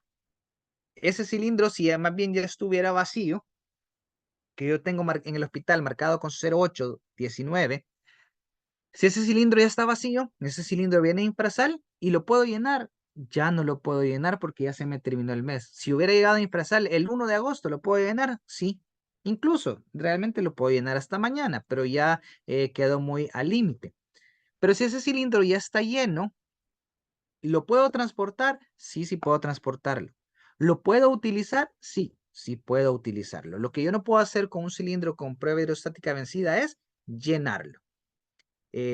Si hago la prueba en julio del 24, haría la siguiente en 2029. Es correcto. Sin embargo, si concluyen, eh, no aguantará los 5 años y necesitaría otra prueba en 2027. No, es que veamos. Si el cilindro aprueba, yo hice una prueba ahorita. Probé un cilindro porque ahí le tocaba en julio del 2024. Es correcto. En primera instancia, ¿verdad? O lo que yo ya sé, si me pasa la prueba, ese cilindro se debe de volver a probar en julio del 2029, efectivamente. Si los resultados fueron extraordinarios, o sea, eso en el mismo momento el operador hace los análisis respectivos y él va a determinar, ok, no, es que salió extraordinariamente bien según los criterios que la DOT dictamina. Entonces, mire, le vamos a poner estrella. Él no va a ser, no necesita ser vuelto a probar en julio del 2029, sino hasta julio del 2034. Okay. Si el cilindro no aprueba, no hay 2027, nada. Si el cilindro no aprueba, en ese momento ese cilindro pasa a ser desechado. El cilindro tiene 3 opciones. No aprobar, entonces pasa a ser desechado instantáneamente. Aprobar en su periodo normal o aprobar extraordinariamente con 10 años. No sé si quedó respondida ahí la pregunta. Bien, finalmente, último método de identificación de los cilindros. Último, pero no es un método confiable. ¿Cuál es? El color. Sabemos que si hablamos de gases de infrasal, el oxígeno es verde, el nitrógeno es amarillo, el óxido nitroso es azul, el dióxido de carbono es gris, el aire es blanco. De repente, si tenemos alguna mezcla especial, normalmente puede hacer que el cilindro, si la mezcla especial es secreta del grupo infra, va a tener color institucional, colores de infra, va a estar pintado de anaranjado y azul. O Si la mezcla ha sido especial, preparada para nosotros, muy probablemente va a tener los colores que identifican el gas, los gases que tiene. Por ejemplo, ese cilindro que vemos abajo tiene color anaranjado y gris, o sea que llevaría nitrógeno y dióxido de carbono. El código de colores es propio de cada empresa. Existe otro malcriado por ahí que anda, o cualquier otra empresa, o cualquier otro aquí y allá, ¿verdad? Que le puede dar el mismo color o no puede darle el mismo color. Un cilindro que es de cliente, o sea, que es propiedad mío, porque yo lo compré y no es de rotación de infrasal, cilindro puede tener otro color. Aquí nada más nos pasamos a Guatemala, ¿verdad? Usted, bueno, cuando usted aquí en el país ve un camión de un taller, un pickup de un taller, o ve a su vecino ahí en la colonia, ¿qué ve usted normalmente que tiene? O al chatarrero que está por la zona de nosotros. Tiene un cilindro rojo, que es de acetileno, y un cilindro verde, que es de oxígeno. Es lo normal que vemos. Pero usted se pasa la frontera y va a Guatemala y usted va a ver, allá en vez de un cilindro rojo y un verde, que va a haber un cilindro amarillo y un verde. Y entonces usan nitrógeno y oxígeno. No, simplemente en Guatemala el acetileno es amarillo, ¿verdad? El código de colores no está estandarizado internacionalmente y al respecto incluso las instituciones como la CGA se han pronunciado de que no se va a normar el color de los cilindros. Entonces usted tiene en su casa que pide Zgas y el color es azul, que pide Tropigas y el color es amarillo, que pide Tomsa y el color es anaranjado. Incluso hoy día eh, escuchamos, ¿verdad? En las publicidades que le dicen el color no importa, fíjese en el sello, ¿verdad? Porque el rubro del propano funciona un poco diferente al nuestro y ahí el cilindro sí es, entiendo que sí es de cada cliente, ¿verdad? Cuando uno adquiere, no es por depósito ni por préstamo, ¿verdad? Como en este tipo de rubro, que es un poco más especializado y de más alta presión. ¿Verdad? En el caso del propano, pues si usted se fija, no hay una estandarización de color, más bien el color ahí lo utilizaban por cuestión de marketing y marca y manejo de marca. Entonces el color no es, damas y caballeros, un identificativo certero. Obviamente nos va a dar una una idea, ¿no? Si nosotros sabemos que el hospital está, los gases son provistos por infrasal y yo veo un tumulto de cilindros verdes, entonces yo sé que muy probablemente son oxígeno, ¿verdad? Muy probablemente son oxígeno. Me sirve como referencia, pero no es el método primario de identificación, sino que, ¿cuál es el primario? Repasemos, etiquetado, secundario, válvula, el último método, el color. Tenemos también, ¿verdad? Según los usos, el tipo de reguladores, los reguladores médicos y los reguladores industriales. Algo importante es para la seguridad no combinar o no hacer una mezcla de reguladores industriales, utilizarlos para aplicaciones medicinales. Son reguladores completamente diferentes. Incluso un regulador industrial lo que me regula es la presión de trabajo, mientras un regulador medicinal, ¿qué es lo que me regula? El flujo. El regulador medicinal ya viene seteado a la presión que debe de ser para la respiración, que son 50 PSI. Y lo que nosotros regulamos con la PERIA es el litraje por minuto, el flujo, ¿verdad? Según la recomendación del doctor. En un regulador industrial yo no tengo esa posibilidad, porque yo lo que regulo son las presiones. Aparte también de los materiales de construcción son diferentes, ¿verdad? Para cada uno de los gases, porque van a estar expuestos a condiciones diferentes. Aquí tenemos el regulador del oxígeno portátil, del oxígeno de 23 pies cúbicos que tiene una válvula de poste, ideal para viajes cortos, ¿verdad? Para traslados de pacientes.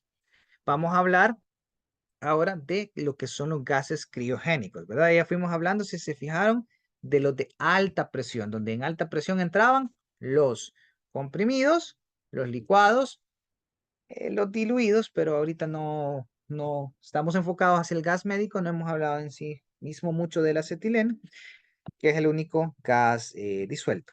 Vamos a hablar ahorita del gas criogénico. ¿Qué es un gas criogénico? es aquel que resulta de la condensación a una presión atmosférica eh, de los gases, pero a una temperatura por debajo de los menos 100 grados Celsius. ¿Cómo se ve un gas criogénico? Como usted lo está viendo ahí. Realmente, como este ha sido llevado a través de condiciones artificiales a esa temperatura, imagínese un gas que está extremadamente frío, a menos 183 grados Celsius, el caso del oxígeno, y este viene y toca la atmósfera. ¿Qué temperatura tenemos? De 25 Celsius para arriba. Este día tendremos cuánto, 28, 30, no lo sé. ¿Qué cree que pasa con ese gas que está líquido, en una apariencia líquida? ¿Qué va a pasar con ese gas? Él rápidamente se va a volver otra vez gaseoso al tener ese cambio súbito de temperatura. Entonces, ¿cómo voy a ver yo ese gas criogénico? Así como lo estoy viendo en la foto. Yo voy a ver mucha nubosidad. Sin embargo, esa nubosidad es el oxígeno. En realidad no, es la humedad.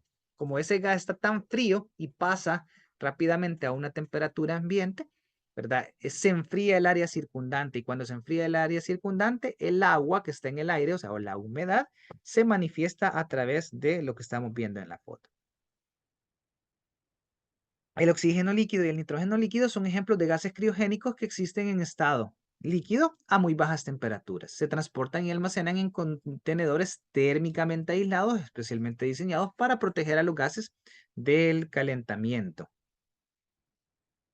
Se encuentran a una temperatura de menos 183 grados Celsius en el caso del oxígeno líquido, que exige que se almacenen en recipientes térmicamente aislados, que son termos o tanques. Ya se los presenté anteriormente, ¿verdad? Algunas fotitos.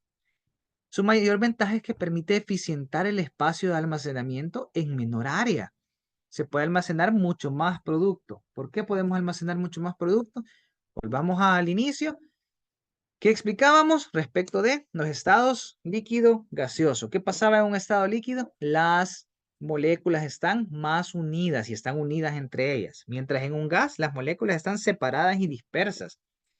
Entonces, en un mismo espacio, si las moléculas están juntitas y agarradas entre ellas, hay más moléculas, hay más producto a cuando este está en estado criogénico, ¿verdad? Se conoce como gas criogénico, pero él tiene dentro de sí una composición de líquido, ¿verdad? Entonces, un termo de 50 galones equivale aproximadamente a 26 cilindros de 220 pies cúbicos.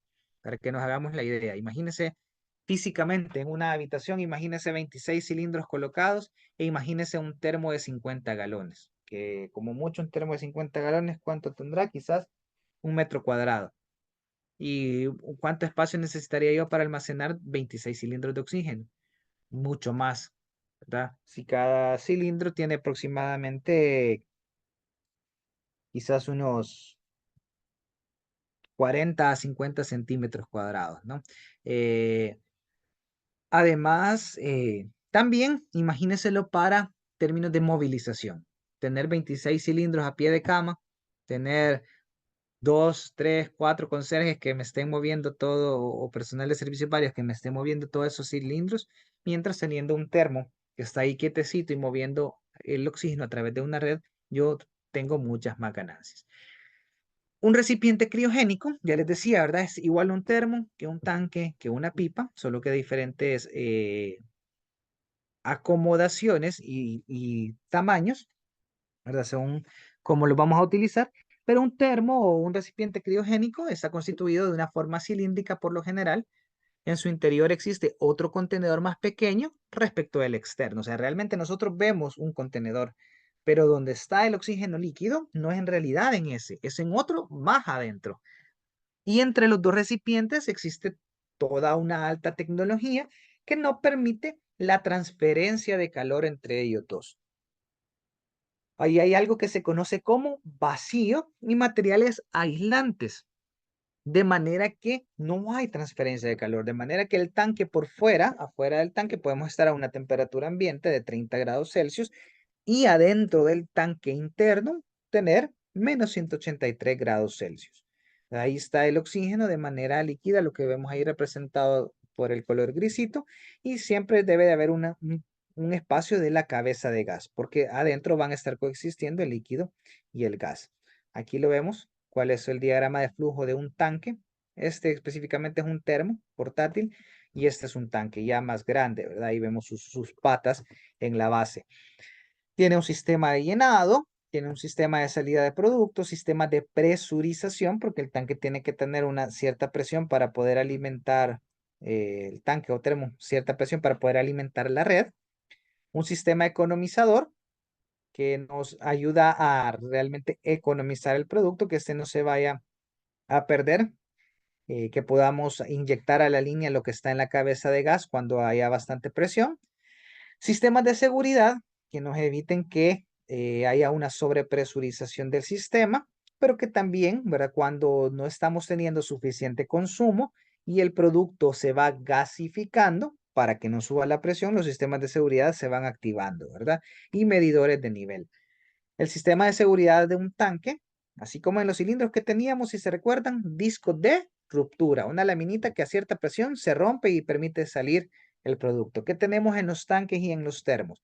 Tenemos en un primer lugar las válvulas de alivio, que esas sí son válvulas check, válvulas que están sensadas a cierta presión y cuando hay mucha presión en el termo o en el tanque, ¿qué hace esa válvula? Se abre y permite la salida del producto. ¿Para qué? Para que esa presión no represente un riesgo. Y al liberar esa presión, ¿qué pasa con la presión interna del recipiente? Baja y más se mantiene otra vez en niveles de presión segura. Si ese dispositivo de alivio fallara, tenemos también un disco de ruptura, solo que ya si un disco de ruptura se llegara a accionar, ¿qué significa? Ya un disco de ruptura es de rompimiento, es destructivo. Si ese disco se rompe, se perdería todo el producto. Pero son las medidas de seguridad que nos van a garantizar que no vamos a tener una sobrepresurización en el sistema que nos represente un riesgo. Sí, me parece que sí, a la licenciada me la ha pedido. Bien, entonces, como les decía al principio, como este tema es algo de conciencia, uno de los objetivos era que nosotros les pudiéramos transmitir a ustedes información. eh, con esta información, cons- ser conscientes y construir cultura. Tenemos los principales riesgos de lo que hacen. Ya hablamos de cómo se comportan, cómo se almacenan, qué características tienen. Entonces, hablemos de los riesgos que vienen asociados a ellos. Tenemos primero un riesgo de alta presión, ¿verdad? Ya caímos en cuenta de las presiones que estamos manejando. Y mire, entonces, híjole, yo no quiero volver a tocar un cilindro y no quiero volver a estar cerca de un cilindro porque tienen alta presión. No, ¿verdad? Tienen alta presión como muchas otras cosas que están en el día a día que se manejan con altas presiones, incluso en procesos industriales. Lo que tenemos que hacer es manejar adecuadamente este riesgo. Como les decía en un principio, ¿cuál era el nombre de la charla? Si se recuerdan cuál era el nombre de la charla, les decía es importancia para el adecuado manejo. Yo les decía, nosotros en Infrasal lo conocemos como seguridad en el manejo, transporte y uso. ¿Dónde vamos a enfocar la seguridad? El gas en sí mismo, por estar a alta presión, es un riesgo, sí, sí es un riesgo, pero él por en sí mismo, por existir y por estar a alta presión, ¿me va a hacer daño? No. ¿Cuándo ese gas puede hacerme daño? ¿Cuándo esa alta presión puede hacerme daño? Cuando hacemos un uso inadecuado, un manejo inadecuado, un transporte inadecuado. Entonces, tenemos el riesgo de alta presión.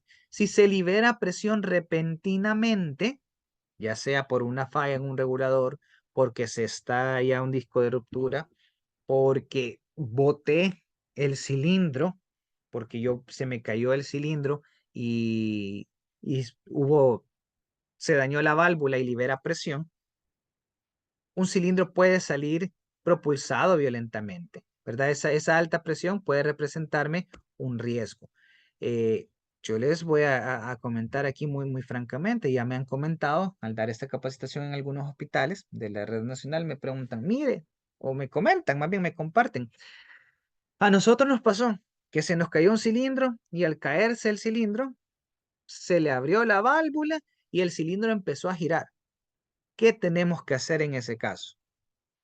Mi respuesta en nombre de Infrasal y como gerente del área de seguridad fue, yo no le puedo decir qué hacer en ese caso. Y ciertamente confirmo esta respuesta con ustedes. Yo no le puedo decir qué debe hacer. Yo no le puedo decir salga corriendo y deja a los pacientes ahí y que el cilindro salga volando y le caiga a cualquier paciente. No le puedo decir eso, no. Tampoco le puedo decir eh, abaláncese sobre el cilindro para tratar de cerrarlo, de cerrar la válvula o de detener la fuga. No le puedo decir eso y que usted ponga en riesgo su vida. ¿Qué es lo que yo le puedo decir? Señores, señoras, damas y caballeros, eso no tuvo que haber pasado nunca. Eso es lo que yo le puedo decir y es lo que tenemos que trabajar. Que se nos cayó el cilindro, es que no puede caérseles el cilindro. Tenemos que tener el adecuado manejo, ¿verdad? Un cilindro, por eso vamos a ver las medidas de seguridad al final, ¿verdad? Ya cuando yo tengo una condición de riesgo eh, descontrolada, justamente para ponerle control es complejo. Donde tenemos que trabajar en la prevención, no permitir que una situación de esas pueda pasar. Veo que hay una pregunta. Comprar reguladores de aire comprimido y dióxido de carbono y no he encontrado. Eh, Perdón, Ian, la pregunta, sinceramente, si no, no le voy a mentir. Nos preguntan, bueno, por la grabación voy a leer la pregunta. Buenos días, con relación al tema de no modificar reguladores. He buscado para comprar reguladores de aire comprimido y de dióxido de carbono y no he encontrado. Me sugirieron adaptar uno de oxígeno, pero como usted comentaba, no es lo recomendable. ¿Sabe usted si hay disponibles en el mercado? Le voy a ser sincero, que no conozco, al no ser del área comercial directamente, no conozco. eh, Cómo está el stock de nosotros, pero yo creería que eh, si me está haciendo la consulta es porque nosotros le hemos dicho que no estamos teniendo nosotros en estos momentos, debería suponer, pero se puede, pues si es la necesidad, podemos consultar si vamos a estar trayendo o qué ha sucedido, porque no tenemos. Fue el año pasado, podría ser que en ese momento no hubieran la logística post pandemia con las importaciones y todo eso, pues ha estado complicada de manera general, ¿verdad? El mercado ha cambiado en la parte logística, pero podríamos realizar nuevamente la pregunta si disponemos ya de este tipo de reguladores para evitar en toda medida eh, usar adaptadores. O sea, no es lo ideal, como les decía, pues, no queremos violar, ¿verdad? Echa la ley, echa la trampa, no queremos caer en eso porque es un mecanismo mismo de seguridad. Volvamos a hacer la pregunta, sería lo más recomendable si ya tenemos de este tipo de reguladores para evitar en toda medida usar el adaptador. Si en algún momento fue necesario, pues ni modo, pero si ya hay disponibles, pues vámonos por ese método que es el más seguro. Ok, entonces vimos, gracias por la pregunta, vimos la alta presión, entonces es un riesgo, ¿verdad? Ya vimos a cuántas veces más la presión de una llanta. Tenemos el triángulo del fuego. Para que el fuego pueda existir, nosotros necesitamos tres elementos: una fuente de calor, un combustible y oxígeno. Vamos a poner un ejemplo bien sencillo. Cuando usted tiene en su casa, va a encender la leña, va a encender el carbón, ¿qué es lo que usted necesita? El carbón, que es algo que se quema, una fuente de calor, que es el fósforo, pero si usted solo pone el fósforo no se alimenta, usted necesita ponerle una servilletita con aceite, ponerle un gel para que éste mantenga el fuego y el combustible, haya una fuente de calor permanente para que el combustible se encienda. Y usted necesita oxígeno. Usted no le aporta oxígeno normalmente porque el oxígeno ya está en el aire. Sin embargo, cuando usted ya está tratando de intensificarlo y que digamos, ya pongamos el caso de la servilletita con aceite, la servilletita ya se consumió y ya empezaron eh, las primeras piezas de carbón a encenderse. ¿Qué hace usted para que las demás sigan encendiéndose e intensificar ese fuego? Le empieza a soplar o empieza a ventilarla, ¿verdad? Con un abanico, con un cartón. Incluso he visto casos muy creativos donde incluso le ponen un ventilador de frente, ¿no? Muy interesante. ¿Qué estamos haciendo cuando soplamos, cuando le damos aire a ese carbón, a esa leña? Estamos inyectándole, ¿qué creen? Oxígeno para poder intensificar ese fuego. Entonces, yo necesito esos tres elementos para que el fuego exista. Yo puedo tener el carbón siempre ahí lo tengo guardado, ¿ve? Y tengo oxígeno que está en el aire, pero si no hay una fuente de calor, eso no se va a encender. Yo puedo tener una fuente de calor y puedo tener oxígeno, pero si no hay nada que se queme, pues no, el oxígeno se quema. No, damas y caballeros, el oxígeno no es inflamable. Si se recuerdan al principio, lo vimos entre los no inflamables. El oxígeno no se quema. Puedo tener fuego y oxígeno, pero si no hay nada que quemar, no hay un material combustible, no va a haber fuego. Ojo que un material combustible, ahí les ponía el ejemplo del carbón, ¿verdad? De la leña. Todos pensamos en combustible en la gasolina, el gas propano, pero combustible es también a todo aquello que se quema. La madera es combustible, sí, el papel es combustible, sí, todo lo que se quema es material combustible.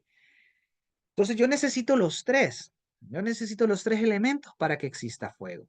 Ahora, si nosotros estamos manejando atmósferas, aparte de que el oxígeno ya está en el aire, estamos manejando lugares, centros de trabajo con atmósferas en abundante oxígeno, porque estamos almacenando oxígeno, tengo que ser muy cuidadoso con qué creen, con la fuente de combustible y con la fuente de calor.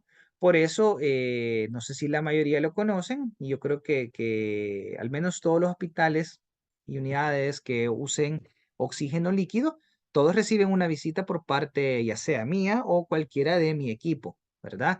Al menos 2 veces al año nosotros les visitamos, les hacemos una inspección y les hacemos una retroalimentación de cómo estamos almacenando los gases y de cómo estamos manejando las áreas de tanque. ¿Qué tipo de observaciones les dejamos nosotros?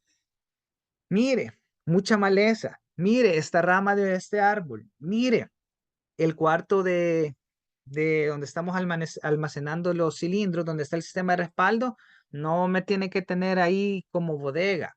Vea, de hecho, por ahorita nos ha pasado con algún hospital por ahí que quieren una carta que nosotros le digamos, mire, yo no le puedo exigir eh, que usted ordene, que usted tenga en orden las cosas. Es por la seguridad del suministro, ¿verdad? Por la seguridad para las instalaciones. Nosotros le dejamos las observaciones. Obviamente, ¿verdad? ¿Qué nos pasa? ¿Qué casos nos hemos encontrado? Que casos increíbles, créanme, que al conserje o al que está a cargo del área, la señora lo echa de la casa porque no sé qué, y el conserje se queda a dormir ahí en el hospital y se queda a dormir en el cuarto donde se almacenan los cilindros de oxígeno, donde está el sistema de respaldo de oxígeno. Entonces están los cilindros de oxígeno conectados y hay un colchón. Y además hay ha puesto un perchero, ha puesto como un palo en medio de los cilindros que lo utiliza como perchero y tiene ropa colgada. eh, Vemos casos de Ripley, aunque usted no lo crea. ¿Qué sucede? ¿Qué es un colchón? ¿Es un material? ¿Se puede quemar un colchón? ¿Sí o no? ¿Puede agarrar fuego? Sí. ¿Las camisas, el uniforme, la gabacha, el no sé qué, pueden agarrar fuego? Sí. Pero tengo ambientes enriquecidos en oxígeno. Yo tengo que eliminar todo aquello que sea combustible. Ay, que el que cartón, que aquí, que en el cuarto de los cilindros vamos a ir a guardar, que hicieron una remodelación no sé dónde y esta pieza de madera no la quiero botar porque me va a servir para no sé qué y la guardo en el cuarto de respaldo de cilindro. No es lo recomendable. Tenemos que eliminar toda fuente de combustible donde tenemos cilindros almacenados y toda fuente de calor. Entonces, cerca de las áreas donde tenemos oxígeno, no hay que fumar. ¿Verdad? Cuidado ahí el personal de salud, ¿verdad? Que nos acostumbramos bastante a fumar, pero no fumemos cerca del tanque, no fumemos cerca eh, de las zonas donde se almacenan cilindros de gas. Tenemos que tener instalaciones eléctricas seguras. Esa es otra de las recomendaciones que nosotros dejamos muchas veces. Mire, hay una lámpara que se cayó y tiene unos cables pelados. Mire, hay un toma corriente que ya no está y ahí dejaron los cables que están pelados. Pero tenemos que eliminar toda aquella fuente de calor. Nos preguntan cuál es la temperatura máxima a la que no se debe de exponer un cilindro de gas comprimido. Lo anterior desde el punto de vista de garantizar temperaturas seguras de almacenamiento. Los cilindros no deben de estar expuestos a temperaturas mayores a los 50 grados Celsius. 50 grados. Entonces tenemos que tener cuidado de no tener no colocar cerca de maquinaria que pueda alcanzar esa temperatura, ni no exponer al sol. En las medidas lo vamos a ir viendo. Oxidación, perdón, ¿me pueden regalar un segundito?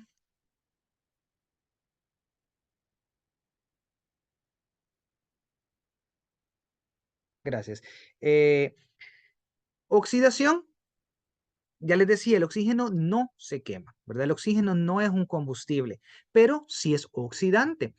Ya vimos por qué es oxidante. Él alimenta el fuego. Él es necesario para que exista el fuego. Es un elemento del triángulo del fuego. Cualquier cosa que pueda arder lo hará más aprisa y con más violencia en presencia de gases oxidantes. Es lo que pasa cuando usted le da airecito a la parrilla, ¿no? Usted le inyecta oxígeno, entonces sube la llama, ¿no? El aumento de una concentración de oxígeno o gases oxidantes acelera el rango de combustión. Hemos visto en las películas o en las series, pues ante un incendio hay un atrapamiento y llega el bombero y rompe con un hacha la puerta, rompe la ventana. ¿Qué pasa cuando rompe la puerta? Vemos que sale una llamarada de fuego. ¿Por qué es? ¿Porque le dimos más espacio para que el fuego se liberara? No.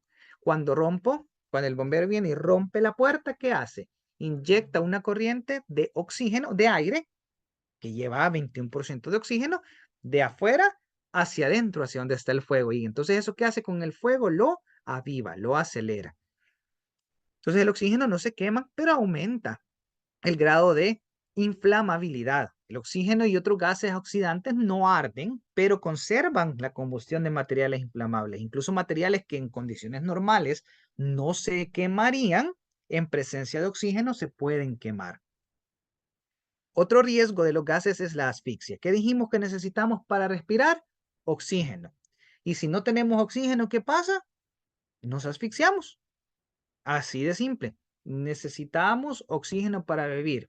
De 21% para arriba si tenemos alguna enfermedad, ¿verdad? Nuestros pacientitos que les tenemos que saturar en oxígeno, ¿verdad? Alguien que no lo necesita y se pone oxígeno, casos que pasaron en pandemia, por lo cual se exige desde entonces la receta médica, se puede generar una hiperoxia, ¿no?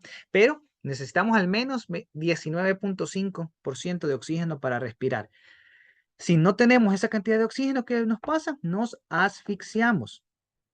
Los gases son como una velita de agua y aceite. ¿Qué pasa con una velita de agua y aceite? Usted lo revuelve y ¿qué pasa? Se genera siempre la separación de estas. Si usted tiene cualquier gas, por pesos moleculares, los gases siempre van a desplazar al oxígeno. Siempre lo van a empujar y lo van a apartar.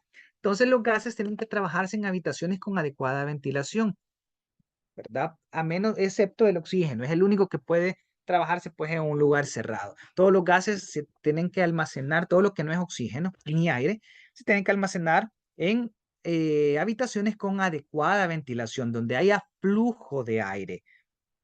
En los casos donde tenemos en lugares cerrados, pues se recomienda un extractor, ¿verdad? O ventilación artificial, aires acondicionados, etcétera, pero no es lo más recomendable. No es lo más recomendable. Siempre debemos de trabajar con gases diferentes a oxígeno en áreas ventiladas.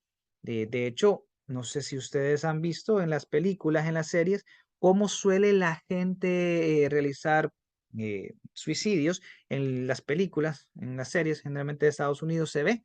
La gente se encierra en las cocheras, se encierra en los garages y ¿qué hace? En estos garajes así al estilo americano, que son bien herméticos, se encierran ahí, encienden el vehículo y bajan su ventana. Incluso algunos que lo hacen más acelerado, ¿verdad? Lo hemos visto, como les digo, en películas, series, conectan incluso una manguera desde el escape del vehículo hacia adentro del vehículo y se encierran con las ventanas cerradas. Entonces, ¿qué sucede ahí? ¿Por qué se mueren? ¿Por qué fallecen? Por la toxicidad del gas que genera el carro. Por lo que genera el carro es venenoso, no necesariamente. Mueren porque al introducir al vehículo a la atmósfera donde está la persona un gas diferente a oxígeno, ¿Qué pasa con el oxígeno? Lo saca, lo va sacando, eliminando el oxígeno de la atmósfera en la que él está encerrado. Y la persona se asfixia, muere por asfixia. Lastimosamente, aunque esto son casos de película, de series que obviamente son retomados de situaciones reales que pasan ahí en los Estados Unidos, en el país han pasado, ¿verdad? Hay dos casos en estos últimos años en moteles donde ha pasado situaciones justamente similares y no adrede. En un caso, unos jóvenes, recuerdo que vi la noticia, que estaban escuchando música al parecer y no sé por qué motivos el vehículo estaba encendido. Y últimamente, no sé si fue este año o a finales del año pasado, también en un motel, una persona que porque andaba el carro en mal estado, no apagó el carro. El monóxido de carbono, dióxido de carbono, los gases de la combustión que se generan en el vehículo, fueron entrando hacia el lugar, desplazando el oxígeno hacia afuera y asfixiando a las personas, ¿verdad? ¿Cómo se siente una asfixia? Pues da un cansancio, sueño, dolor de cabeza, la muerte. Entonces es un riesgo de los gases diferentes al oxígeno. Explosión. Muchos gases inflamables pueden explotar, especialmente cuando quedan atrapados en espacios encerrados. Volvemos a lo mismo, ¿verdad? Aunque estamos hablando de gases médicos, en este caso, ¿cuál es un gas que puede ser de este tipo? Acetileno, ¿verdad? Igual en los hospitales, aunque no es médico, solemos utilizar acetileno en las áreas de mantenimiento. Siempre debemos de trabajarlos en áreas abiertas, porque en caso que llegara a haber una fuga y si ellos quedan atrapados en un lugar confinado, con calor, la presión va subiendo y por ser inflamables pueden generar una explosión. Ojo, pan para nuestra matata, que también ese es el gas que tenemos en la casa, ¿verdad? El propano. Puede ser así. Entonces tratemos de no tener nuestras cocinas en un lugar encerradito, ¿verdad? Sino que no estamos diciendo al aire libre, para nada, ¿verdad? No es pasarnos al lado exagerado, pero en un lugar donde haya adecuado flujo, ¿verdad? De aire y el riesgo de frío extremo. Para el caso de los gases criogénicos y licuados, que tienen temperaturas extremadamente bajas, pueden congelar y destruir los tejidos al contacto. Pueden generar quemaduras por frío. Ya les decía, el oxígeno tiene menos 183 grados Celsius, el nitrógeno menos 196, argón pues no manejamos en caso de hospitales, pero dióxido de carbono sí, que no es criogénico, no está por debajo de los menos 100, pero es un gas licuado que también tiene una temperatura muy fría, menos 78.5 grados Celsius. Entonces el contacto con ellos me puede generar una quemadura por frío. Rápidamente repaso.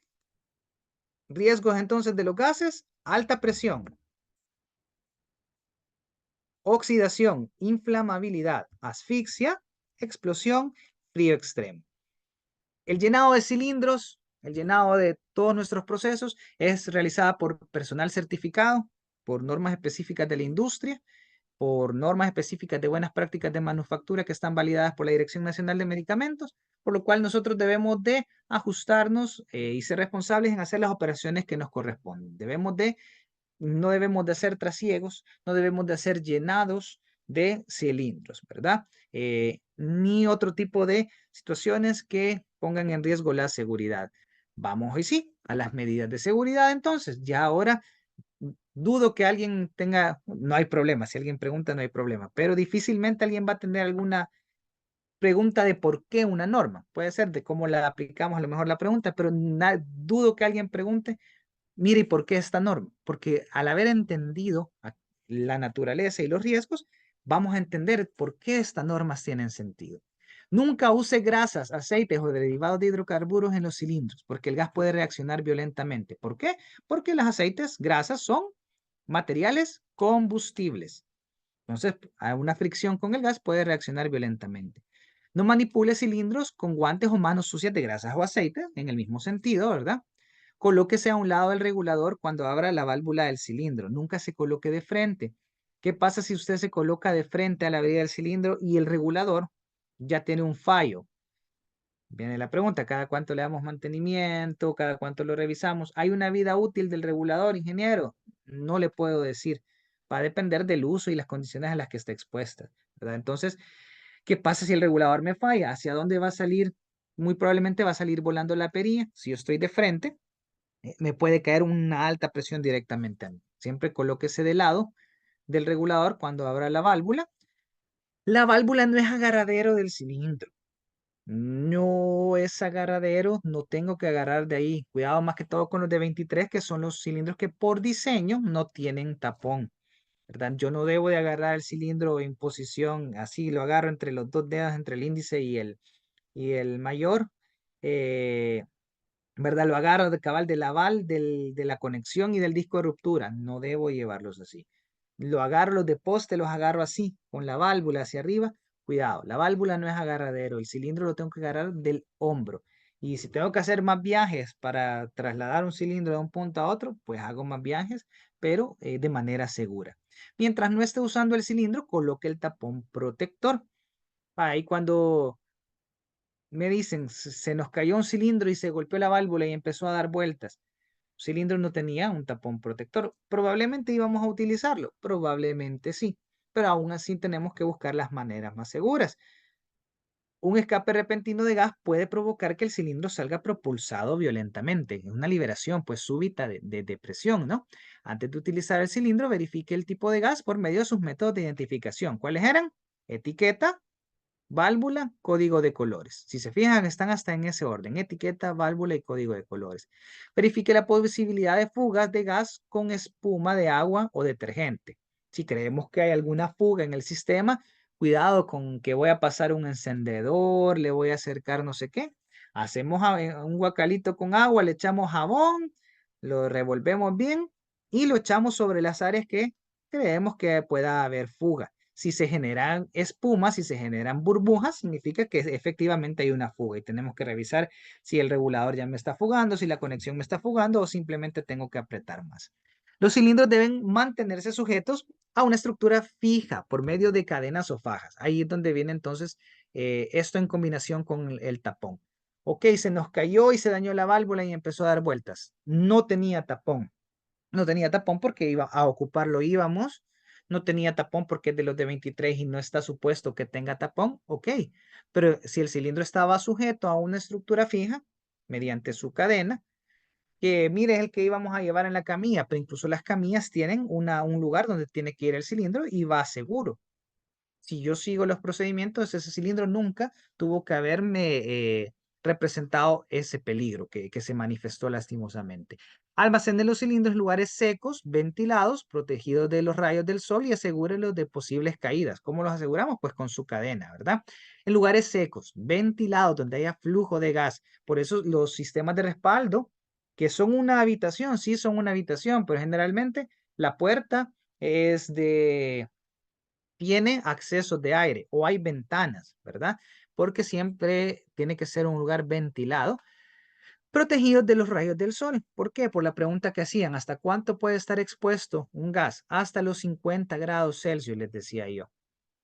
¿A qué temperatura puede llegar? La temperatura ambiente, si yo lo dejo ahí, en medio de la nada, expuesto en el parqueo.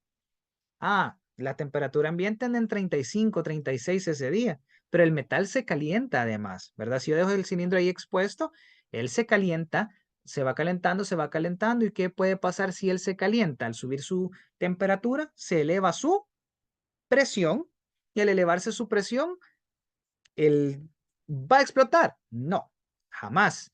Sino que se va a activar ¿quién? El disco de ruptura. Y si ese cilindro está ahí paradito en medio de la nada y se dispara el disco de ruptura como método de seguridad para que no se siga elevando la presión, ¿qué va a pasar con ese cilindro? Puede salir, si no está sujeto a nada, si no está encadenado y esa cadena bien puesta, ¿verdad? No, no al nivel del piso y el cilindro grandote, vea más alto que yo. Si el cilindro está asegurado, ¿qué va a pasar con ese cilindro? Solo va a golpear a los de la par y va a bailar. Pero si él está ahí paradito en medio de la nada, ¿qué va a pasar con ese cilindro? Ese cilindro puede salir volando. Luego tenemos que los cilindros pues deben de colocarse siempre en posición vertical, transportarse en posición vertical. Los únicos que eventualmente y por periodos cortos se pueden colocar en posición horizontal son los pequeños, ¿verdad? 23 pies cúbicos, como les decía, las mismas camillas tienen para colocarlo de manera horizontal, ¿verdad? Para ir sujeto. Son los únicos, pero porque está supuesto para ir por periodos cortos, ¿verdad? Ahí siempre debemos mantenerlos en posición vertical. Y cuando los traslademos, ojo, eh, con siempre colocar los tapones. Como decía, solo los de 23 que por diseño no lo tienen. Pero luego cuidado con prácticas como, y me pasa, créanme, en varios lugares, ¿verdad? Incluso pues que nos encontramos, mire, ¿y por qué estos cilindros están sin tapón? Es que así identificamos los vacíos. No es lo más adecuado. ¿Cuánto, cuándo un cilindro está vacío? Hago la pregunta y es una pregunta controversial porque viene mantenimiento, viene servicios generales. Hablo de la experiencia en capacitaciones de este tipo, ¿verdad? Y me dicen, mire, ingeniero, pero es que nosotros el cilindro tiene que quedar a cero porque la administración del contrato aquí y allá y enfermería lo devuelve con 500. Y viene enfermería y me dice, es que mire, ingeniero, la máquina tal, yo ahí sí desconozco en la parte de máquinas, le voy a ser sincero, puede ser porque así trabajan las máquinas o porque ya la máquina a lo mejor no está en óptimas condiciones, no lo sé, ¿verdad? La máquina tal, ya cuando el cilindro baja de 500 PSI ya no funciona, hay que cambiarlo. Y entonces entramos en esas disyuntivas, que es bueno también dentro de nuestra institución tener una adecuada comunicación para conocer las necesidades, ¿no? Pero ahí tenemos criterios diferentes en que, por ejemplo, para un área de enfermería de alguna unidad en especial del hospital, ya 500 PSI para ellas puede ser vacío, mientras para mantenimiento aún es lleno. Pero ese cilindro, a lo mejor, como le dijeron que era vacío, se lo llevaron hacia el área de vacíos. Ojo, cuidado. Decir, voy a dejar estos vacíos, los voy a identificar quitándoles la tapa. Un cilindro vacío, claro, tenía 2015 PSI al principio, cuando lo empecé a usar. Y ya en 500 o en 100 o en 50 ya no me funciona. Y lo mando a los vacíos. Recordemos, ¿qué presión es la de una llanta? 30 PSI. 50 PSI todavía es más que la presión de la llanta. 100 PSI todavía es más que la presión de una llanta. El cuidado debe ser exactamente el mismo con cilindros llenos que con cilindros vacíos. No almacene cilindros de oxígeno junto con otros cilindros de gases combustibles. Cuidado con dejar ahí el acetileno en el sistema de respaldo, vea. Lo guardamos por separado, ¿verdad? Los gases como el óxido nitroso y dióxido de carbono pueden causar quemaduras, ya lo veíamos. Nunca haga trasiego de un gas de un cilindro a otro, ni aunque sea del mismo gas. No intente usar un cilindro de gas sin el regulador de presión adecuado. Es estrictamente prohibido fumar en áreas donde se almacenen los gases. No use llaves para abrir la válvula. Si la válvula no está demasiado apretada, pido ayuda y si de plano no podemos, pues lo devolvemos y que nos lo cambien. La llave puede generar, para abrir la válvula puede generar una fricción. La llave solo me sirve para apretar la conexión. Si detectamos una fuga de gas, lo llevamos hacia un lugar ventilado. Ahí lo dejamos que se escape, pero lejos de fuentes de ignición. ¿Verdad? No lo vamos a poner a la par de la cocina, a la par del comedor, etcétera, ¿verdad? Donde puede haber un riesgo eh, de fuego. No fumar, no exponer al sol, evitar golpearlos. Siempre que podamos, coloquémoslo en forma de delta. Si se fijan, no, la forma correcta es la de la izquierda en la imagen 4. Una forma que no sea filas y columnas, porque filas y columnas ante una inestabilidad puede generar un efecto dominó de caída. Mientras irlos colocando de manera de delta, como lo vemos ahí, en que vamos aprovechando generar más puntos de contacto, le da una mayor solidez a las colocaciones de los cilindros. No cambiar el color de los cilindros ni pintar marcas en ellos, ya vimos por qué, ¿verdad? ¿Quiénes son los autorizados para colocar marcas? Almacenar cilindros llenos de vacíos por separado, pero ojo, el mismo cuidado con ambos y las mismas medidas de seguridad con ambos. Trabajar en habitaciones con adecuada ventilación, no utilizar gases comprimidos para sopletear piezas. Ahí vemos ejemplos, ¿verdad? De formas correctas e incorrectas de almacenar. Correctas con su techito, con su rotulación de seguridad, que es un punto también que nosotros le revisamos. Muchas veces les dejamos los rótulos y no nos llevamos a la siguiente inspección 6 meses después y todavía no los hemos puesto, ¿verdad? Hay que trabajar por ponerlos. Nosotros también como empresa y que nos interesa su seguridad, eh, también incluso pues a muchos nosotros les proveemos cierto tipo de rótulos, los que son meramente de la seguridad y algunos que ya tienen que corresponder a lo mejor directamente a ustedes, pero rótulos de cilindros llenos, cilindros vacíos, no mantener libre de grasas y aceites, normalmente se los proveemos nosotros, ¿verdad? Hay que colocarlos. Forma incorrecta de tener el almacenamiento, expuestos al sol, sin tapón, mal puestos. Los cilindros siempre deben de estar sujetos a una estructura por medio de cadenas. En el transporte, pues igual, si nos toca transportar, debe ser en un vehículo que esté libre de grasas y aceites en su parte donde vamos a transportar el cilindro, con una estructura adecuada, firmemente asegurados, en posición vertical. Ya la ley realmente nos pide, ¿verdad? Eso si hacemos un transporte informal, ya para cuestiones de distribución, pues la ley nos pide tener distintivos y hacer, tener permisos respectivos del cuerpo de bomberos y el BMT. Un transporte adecuado, un transporte con ventilación. Si se fijan cómo son los camiones en que le llegamos a repartir los cilindros, son camiones abiertos y con extintores adecuados. La presión máxima de llenado de un cilindro de oxígeno en el interior es la misma para uno grande o uno chico. Depende, hay varias presentaciones que sí comparten presión a pesar de ser de diferente volumen. El tamaño es el que nos da el volumen, pero la presión viene normada y hay una relación obviamente presión-volumen. Hay cilindro de 23 pies cúbicos, 70 pies cúbicos, que creo que es una presentación que ya está fuera de uso. 110 pies cúbicos y 220 pies cúbicos comparten la presión de 2015. Los cilindros de 300 pies cúbicos tienen una presión de 2400. Los cilindros de 60 pies cúbicos, que son exclusivos del programa de servicios de oxígeno domiciliar del Seguro Social, y el de 330 pies cúbicos tienen una presión de 2640, y el cilindro de 370, que igual creo que en su mayoría es del programa de oxígeno domiciliar del Seguro Social, tiene una presión de 2900 PSI. Aquí vemos una tabla a ejemplo eh, de los flujos, ¿verdad? De la duración de los cilindros. Obviamente esto va a ser bien relativo, va a depender de la capacidad del cilindro y el litraje recomendado por el médico, ¿verdad? Así es lo que nos puede durar un cilindro. Estas tablitas pues pueden pedirlas también con quien se encargue de atenderle directamente en el hospital de parte de Infrasal. La velocidad que debe llevar un vehículo que transporta cilindros, pues lo normado para transportes de carga, máximo 70 kilómetros por hora. Seguridad en el manejo de oxígeno líquido. El contacto accidental con un líquido o gas frío con la piel y ojos puede causar quemaduras similares a las del fuego. Asegúrese por ende que las conexiones y mangueras están correctamente instalados. No permita que ninguna parte del cuerpo sin protección toque tuberías o recipientes que contengan oxígeno líquido. La piel se puede adherir y generar una quemada, ¿verdad? Hasta arrancarnos la piel por quemadura, ¿verdad? Por frío. En caso de derrame, si el líquido criogénico se derrama, pues este va a condensar. Nosotros difícilmente lo vamos a ver. Va a condensar rápidamente, que era lo que les explicaba, formando una niebla.